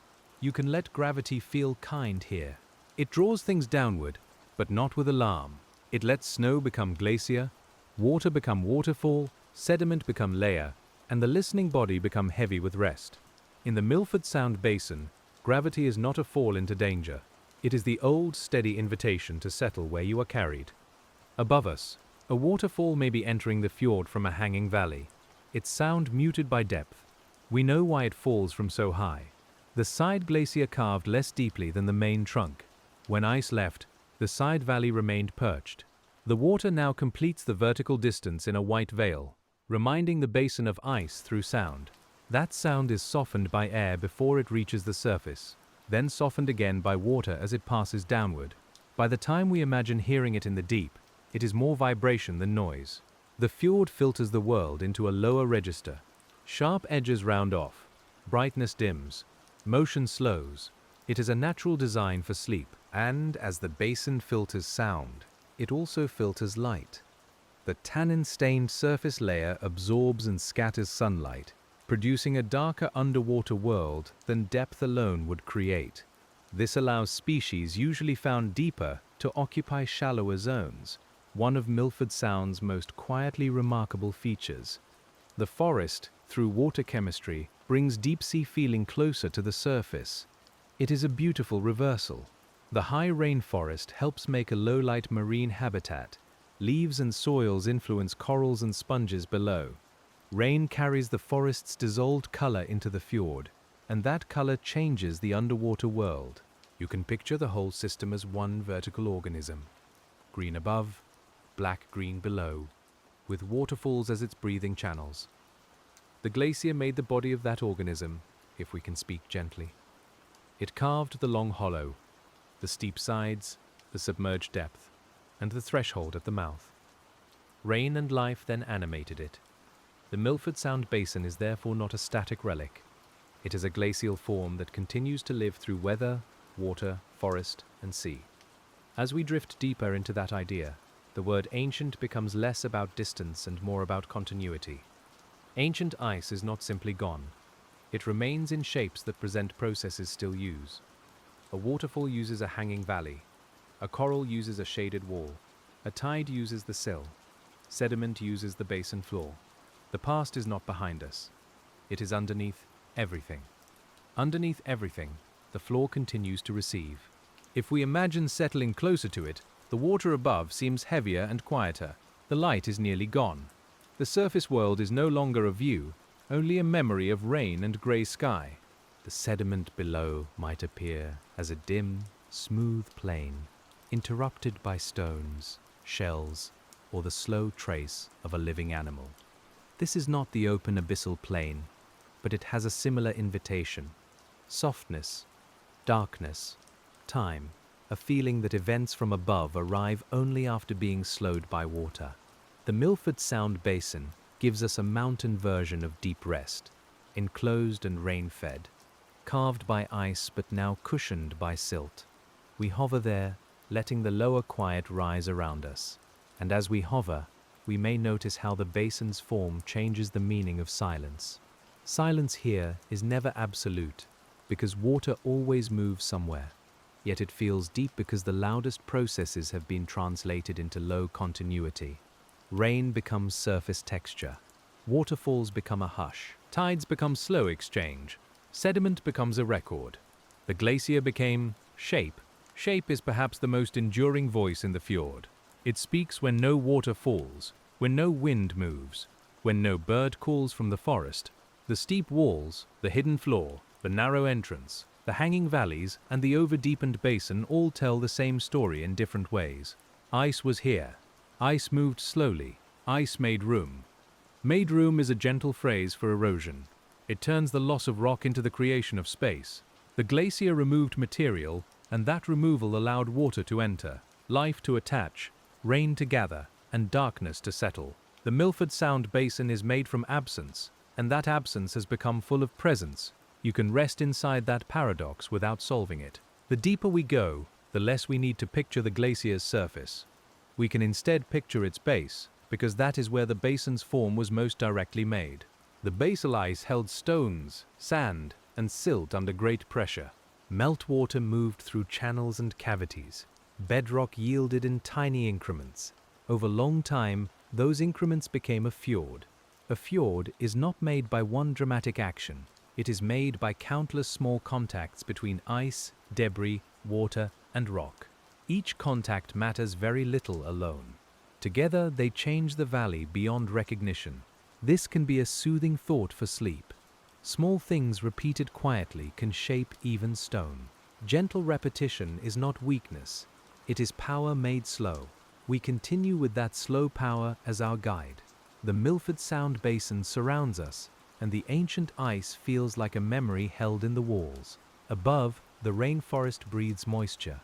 At the surface, dark freshwater slides over salt. Below, marine water steadies itself in the trough. At the floor, sediment gathers, layer after layer, receiving the present into the past. The layers do not lie perfectly simple.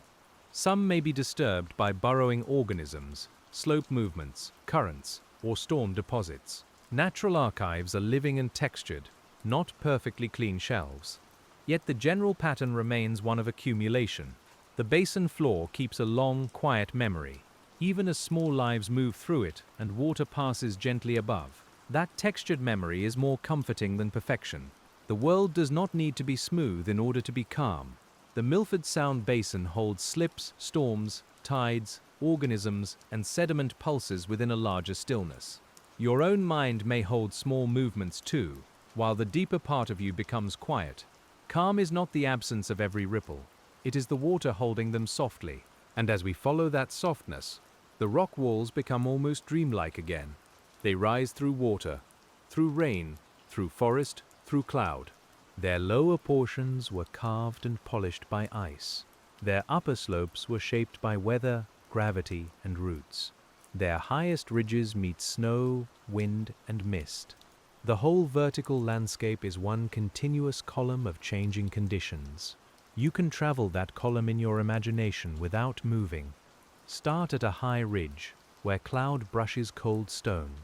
Let rain gather and descend through moss. Follow a stream across glacially smoothed rock. Watch it fall from a hanging valley. See it strike the fjord and spread across the surface, then sink with it through the dark layer toward the basin's depth. This imagined path links sky to floor. It also links the present to the past, because every step follows a surface or hollow shaped by earlier processes. The high ridge feeds water. The glacial wall directs it. The hanging valley releases it. The fjord receives it. The basin floor records it. Nothing is isolated, and the connection itself becomes restful. Connection does not need intensity. It can be as quiet as water finding the lowest place. In the Milford Sound Basin, connection is built into the landscape. Mountains and sea touch directly. Rainforest and coral are separated by only a dark water layer. Ancient ice and present sediment share the same hollow. You and the narration share a slow descent through memory. As we drift onward, the basin's name returns like an anchor in fog. Milford Sound Basin. A fjord basin shaped by ancient ice. A deep flooded trough in fjordland, held between steep walls and softened by rain. Hearing the name again keeps us from floating into abstraction. We remain in this specific place, this rain-dark landscape, this calm glacial hollow. Specificity is part of peace. A vague darkness can feel empty, but this darkness has rock, water, forest, and origin. This quiet has waterfalls, corals, sediment, and tides.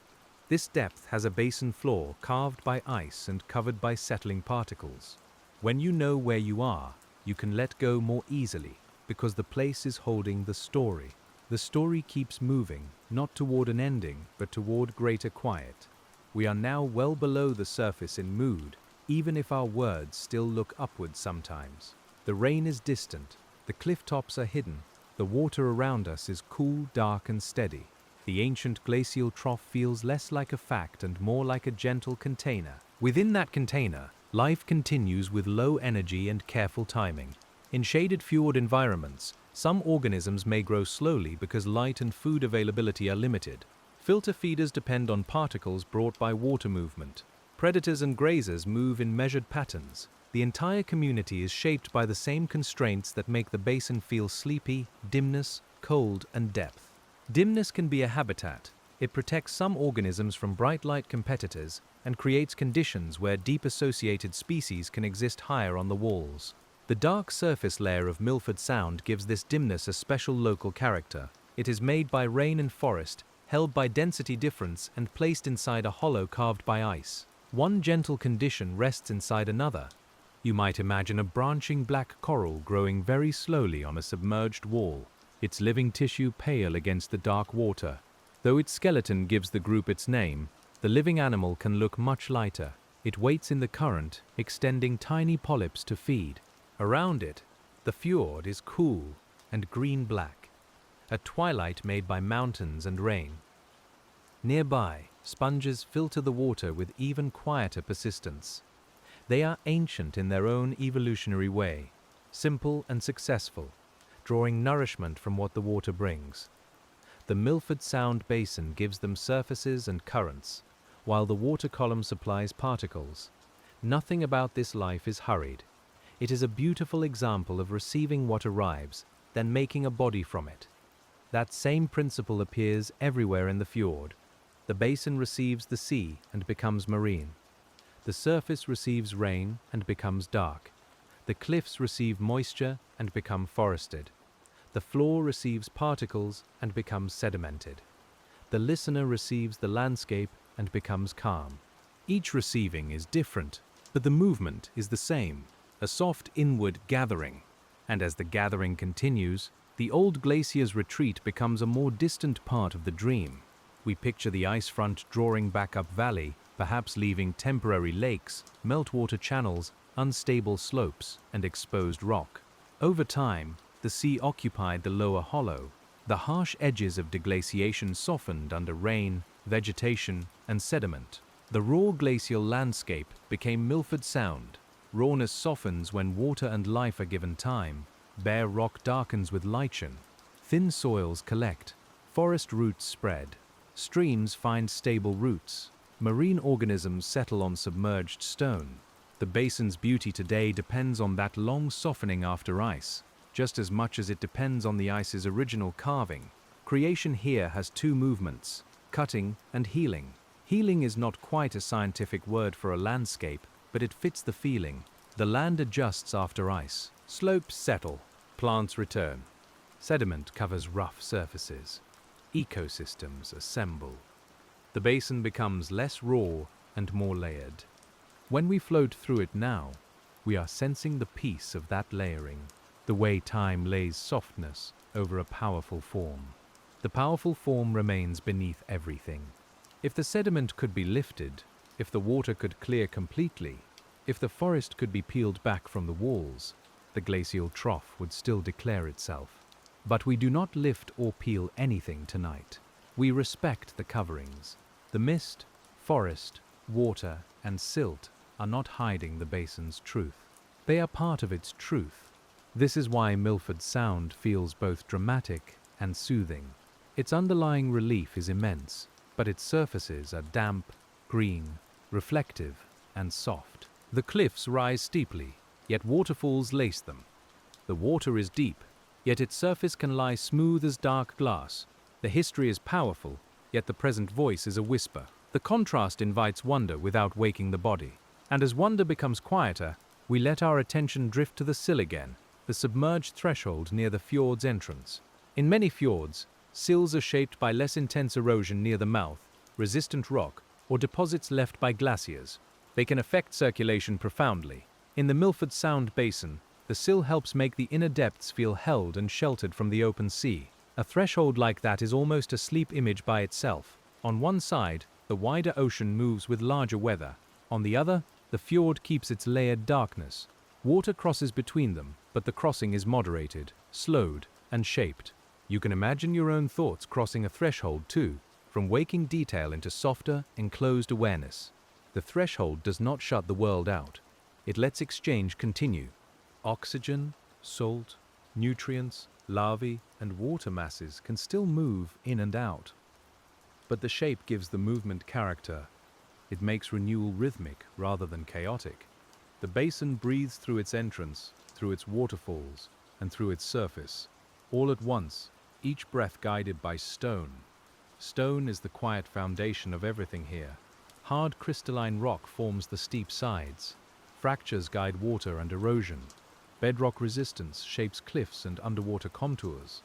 Even when covered by moss, water, or sediment, the stone remains beneath. Ancient ice could only carve the basin because stone was there to be shaped. The softness of the fjord depends on hardness underneath. You can feel that in your own resting body, softness held by structure. The bed beneath you, the bones beneath skin, the breath held by ribs, the mind held by place. The Milford Sound Basin offers an external version of that balance.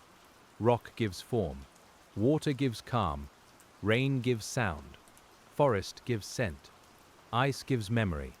Together they make rest. As we move deeper through rest, the darkness becomes more complete but also more familiar. We have been with it long enough that it no longer feels unknown.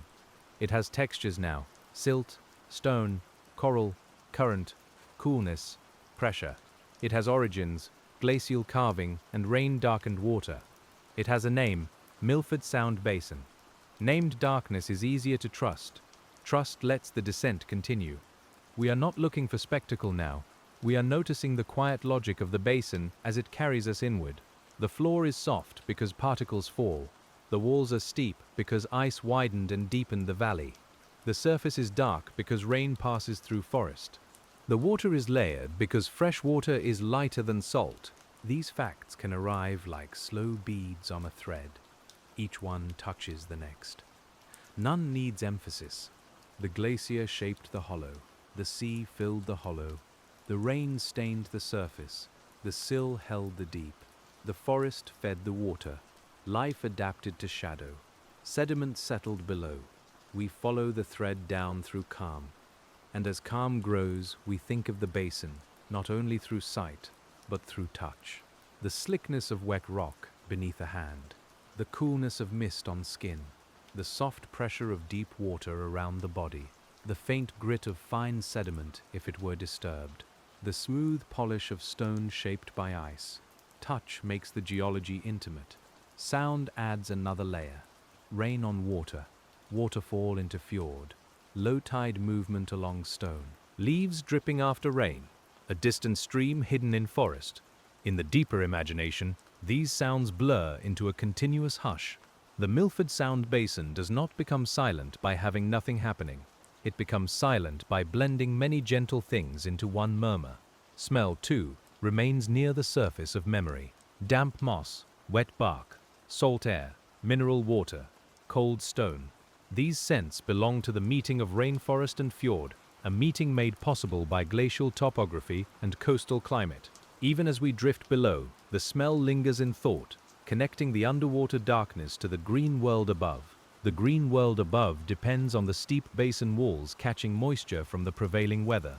Fjordland's climate brings frequent rainfall, and the mountains lift moist air, cooling it and releasing rain. That rain nourishes the forest and feeds the fjord. Orographic rainfall is a technical phrase, but the feeling is simple. Mountains comb moisture from the sky and let it fall softly. That falling moisture continually renews the basin's surface. It freshens, darkens, and cools the upper layer.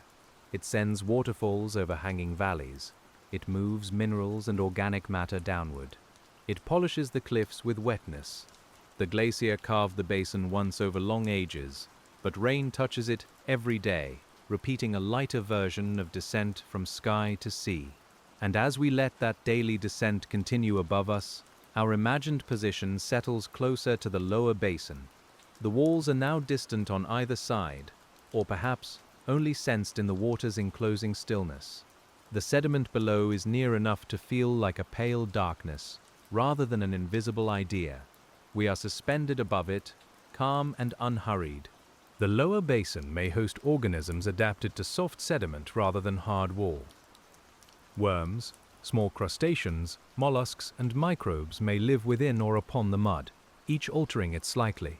Some burrow. Some feed on organic particles. Some process chemicals too small to see.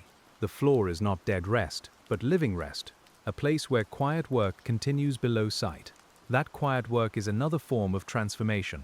Organic matter becomes food. Waste becomes nutrient. Sediment is mixed, stabilized, or loosened. Chemical gradients form around burrows and particles. The basin floor breathes in its own slow way through the lives of small organisms. Even here, where the ancient glacier's hollow seems most still, the present continues to change. Change at the floor is slow enough to be sleep-friendly. It has no sudden brightness. It does not demand attention. It continues whether or not we follow each detail. You can let it exist beneath you, like a calm thought.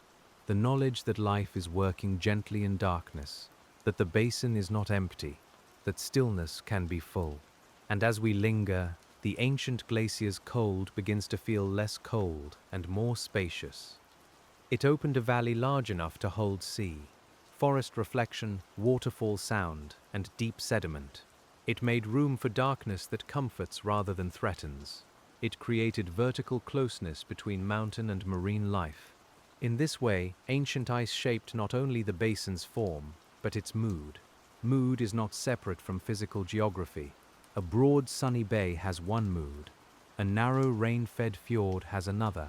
Shape, climate, light, vegetation, and water all influence how a place feels. Milford Sound's mood comes from its steep glacial walls, its deep over-darkened water, its constant rain, its hanging falls, and the sense that time has slowed inside stone.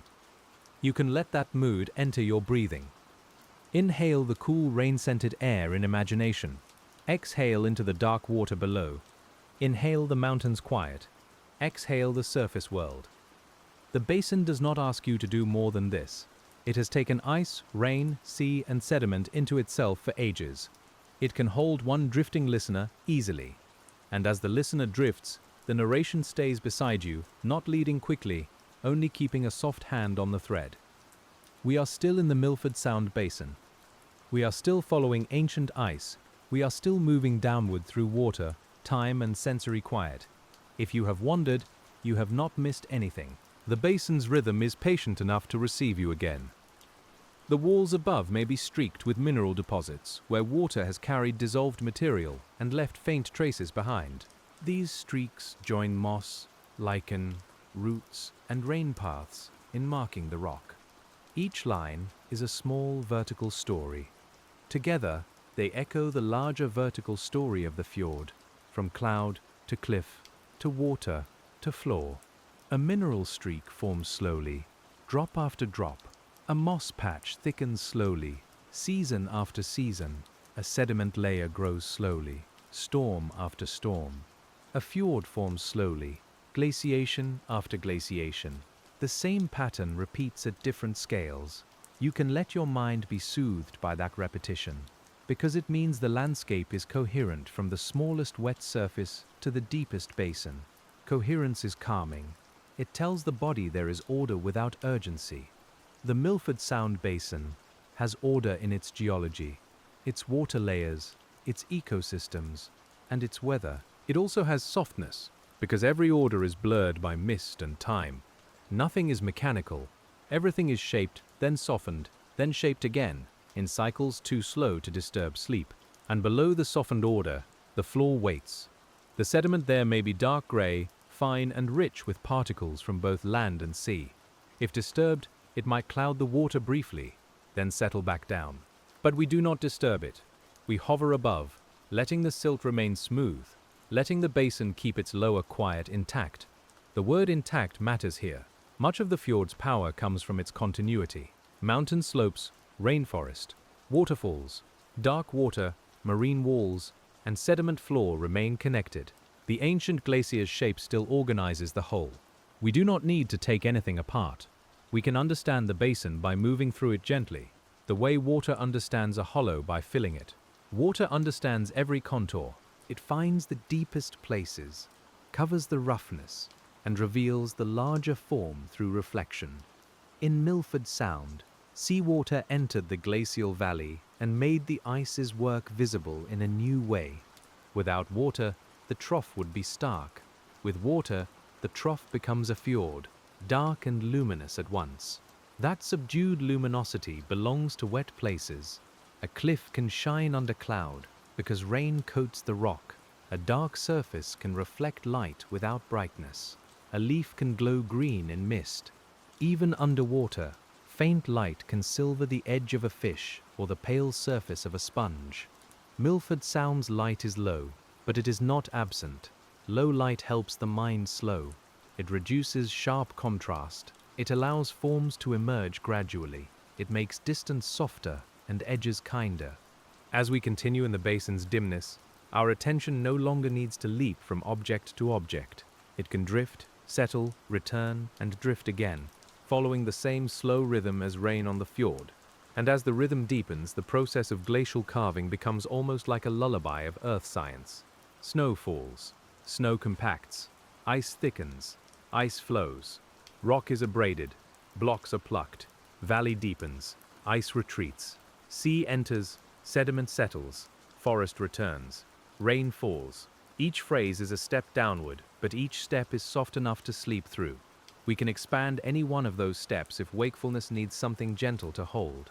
Snow compacts because layers above press on layers below, reducing air spaces and transforming crystals.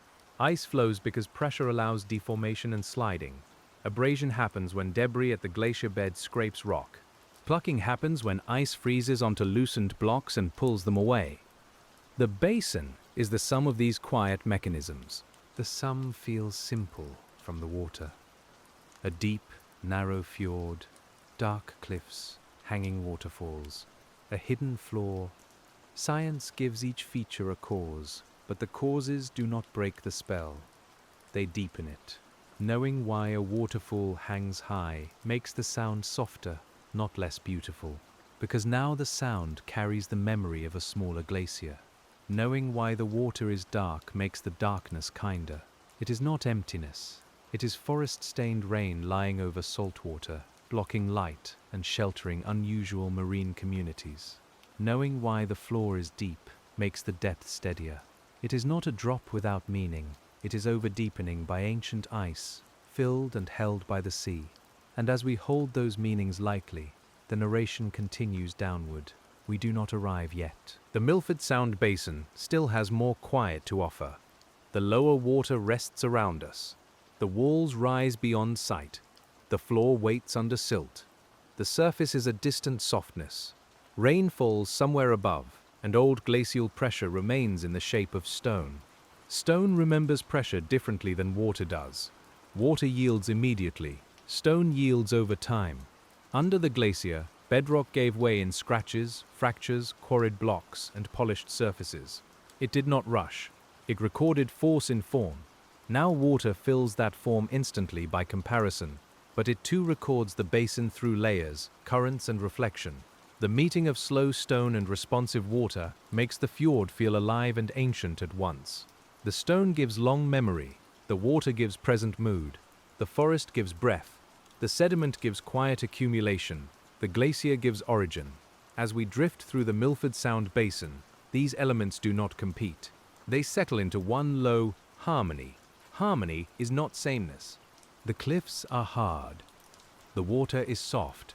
The rain falls from above. The tide moves from the sea. The forest clings and grows. The sediment rests. The old ice is absent. Each has its own nature, yet the basin holds them together. You can let the same be true for your thoughts, different and quiet within one larger rest. And as that larger rest opens, we return to the idea of the fjord as a drowned glacial valley. The word drowned can sound heavy, but here it simply means the sea entered a valley carved below the level it could occupy. Water filled the space the glacier made. The valley did not vanish. It became a fjord, carrying its shape beneath a reflective surface. Beneath the surface, the valley continues. Slopes descend, silt gathers. Rock walls hold life. Depth changes along the basin. The sea did not erase the landscape. It translated it. What was once ice-filled became water-filled. What was once exposed to cold air became submerged in marine shadow. Translation is a gentle way to understand transformation. The Milford Sound Basin is a translated landscape. Mountain snow translated into glacier ice. Glacial motion translated into carved stone. Carved stone translated into flooded depth. Rainforest translated into tannin dark water. Sediment translated falling particles into layers of memory. Tonight, your listening translates the landscape into calm, letting geology become sleep, and still we continue because the descent has room to lengthen. The basin floor has not fully received us yet. We are close enough to imagine its softness, but not close enough to disturb it. The water between us and the silt is dark and cool. a narrow interval of suspension. In that interval, all the processes we have followed become quieter. Quiet does not mean empty. It means unforced. The glacier did not force itself outside the laws of ice and gravity. The rain does not force its way downward. The tide does not force the fjord to become ocean. Each process follows its nature. The basin, shaped by those natures, invites us to follow ours, breathing slowly, letting the body become heavy. The heaviness of the body can feel like sediment settling. Thoughts fall out of suspension. Muscles release their small holdings. Breath lengthens. The surface becomes less important. Somewhere in the imagination, the Milford Sound Basin is still around us, dark and rain-fed, its old glacial walls rising into mist, its floor holding centuries of softened mountain dust. As the dust gathers, it covers small irregularities in the floor. It fills hollows, smooths edges, and creates a surface where new traces can be made. In this way, the basin's deepest part is continually becoming more level, even while the larger trough remains. Deposition does not undo glaciation quickly. It simply lays quiet over it, like sleep over a day. A day in the fjord might begin with low cloud and steady rain, then open briefly to reveal high snow patches, then close again by evening. Light may move across the cliffs in slow bands. Waterfalls may strengthen and fade. The surface layer may thicken with runoff. Yet beneath all that weather, the basin floor changes only by tiny increments. This difference between surface variability and deep steadiness is one of the reasons the fjord feels restful. Above, the landscape breathes visibly. Below, it holds its breath for a longer count. We move from the visible breath toward the held breath, from rain patterns toward sediment layers, from passing weather toward the long memory of ice. And, as memory lengthens, the ancient ice becomes less like an object and more like a season of the earth. It was a climate, a body, a movement, and a sculptor. It filled the valley, withdrew from the valley, and left behind the basin we now inhabit in thought. The Milford Sound Basin is the shape of that old season remaining after the weather changed. Seasons usually feel brief to us, but glacial seasons are vast. A colder world can hold snow for centuries. Ice can occupy valleys for thousands of years. Retreat can take its own long time, with pauses, readingesses, and meltwater phases. The landscape does not divide neatly into before and after. It transitions, and the basin carries traces of those transitions quietly. Transitions are softer than endings. The glacier did not simply disappear from meaning when it melted. It became runoff, sediment, exposed rock, sea-filled depth, and ecological possibility. Its physical ice left the basin, but its work remained available to every later process. The fjord is therefore not after ice in a simple sense. It is ice continuing in another form. You can rest with that thought as the water darkens another shade. The things that leave can still shape what stays. The things that melt can still hold a valley open. The things that pass can become structure. In the Milford Sound Basin, ancient ice has become quiet water, steep walls, and a place where sleep can imagine itself descending. And as we descend, the floor draws closer by feeling rather than sight. The silt below may hold a faint unevenness, small ridges or soft depressions shaped by currents, burrows, and settling. It is not a polished surface. It is tender, particulate, easily marked.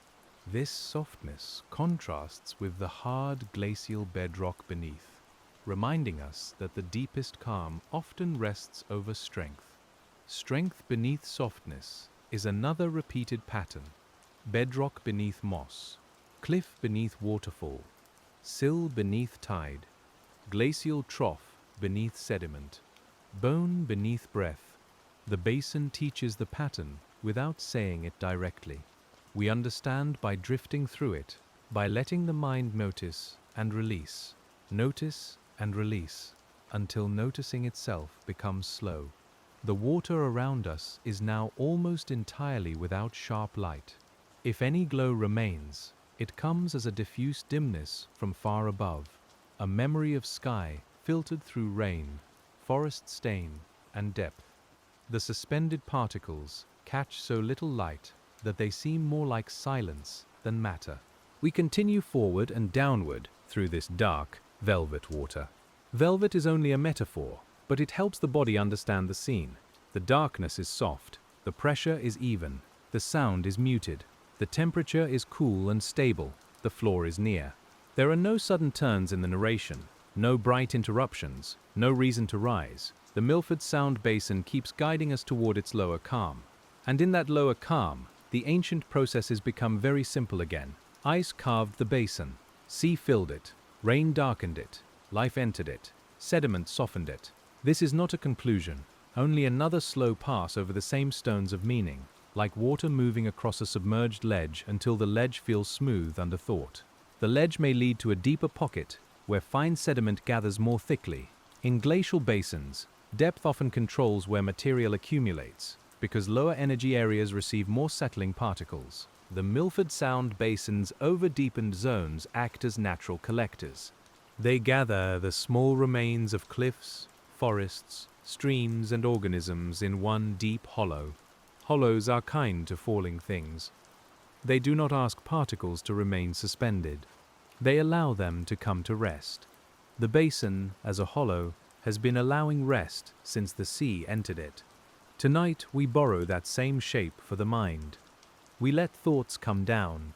We let them settle where they no longer need to move. Above, the fjord's walls are still wet with rain. You may imagine the surface, far away, marked by pale circles. A waterfall continues from a hanging valley, though now it is only a distant softness in the water. The rainforest clings to stone. The sea breathes through the sill. The Milford Sound Basin remains whole around us, a glacial hollow filled with night. Night here is not only the absence of sun, it is the natural companion of depth and rain. Even in daylight, the fjord can feel nocturnal beneath its dark surface. At actual night, the effect deepens. The cliffs become silhouettes. The water becomes ink. The waterfalls remain as sound. The basin's glacial shape becomes something felt more than seen. Feeling a place more than seeing it is appropriate for sleep. Vision can rest. The ears can receive only the soft continuity of water. The skin can imagine coolness and pressure. The mind can hold the name Milford Sound Basin like a small anchor in the dark. We are still here, still descending, still following the old work of ice. And as we follow it, the basin floor begins to rise gently in our awareness. Not upward physically, but nearer in attention. We are close enough now to imagine individual grains lying together. Each grain once belonged to a larger rock, perhaps high on a wall or deep under the glacier. Weathering released it. Water carried it. Gravity lowered it into rest. A grain may be quartz, feldspar, mica, clay, or another mineral fragment, depending on the source rock and weathering history. It may have been ground beneath ice, freed by rain, or carried by stream. Once it reaches the fjord floor, it loses its individual story into the larger sediment. That loss is peaceful. It becomes part of the basin. We can allow our thoughts to do the same. Each thought may have a source, a shape, a path, and a small weight. But in the quiet of the descent, it does not need to remain separate. It can settle into the larger calm, becoming one particle among many. The Milford Sound Basin holds such settling as its oldest evening practice. The old glacier did not create the basin floor as soft. It created the depth that allowed softness to accumulate. This distinction is important and gentle. Ice made room for later rest. The sea and sediment supplied the rest over time. Many landscapes are like this. One process prepares the possibility, and another process fills it with quiet meaning.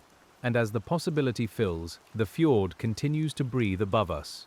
Tidal exchange brings renewal. Rainfall brings fresh water. Streams bring sediment. Biological activity transforms particles. The basin's lower water may be slow, but it is connected to this wider circulation.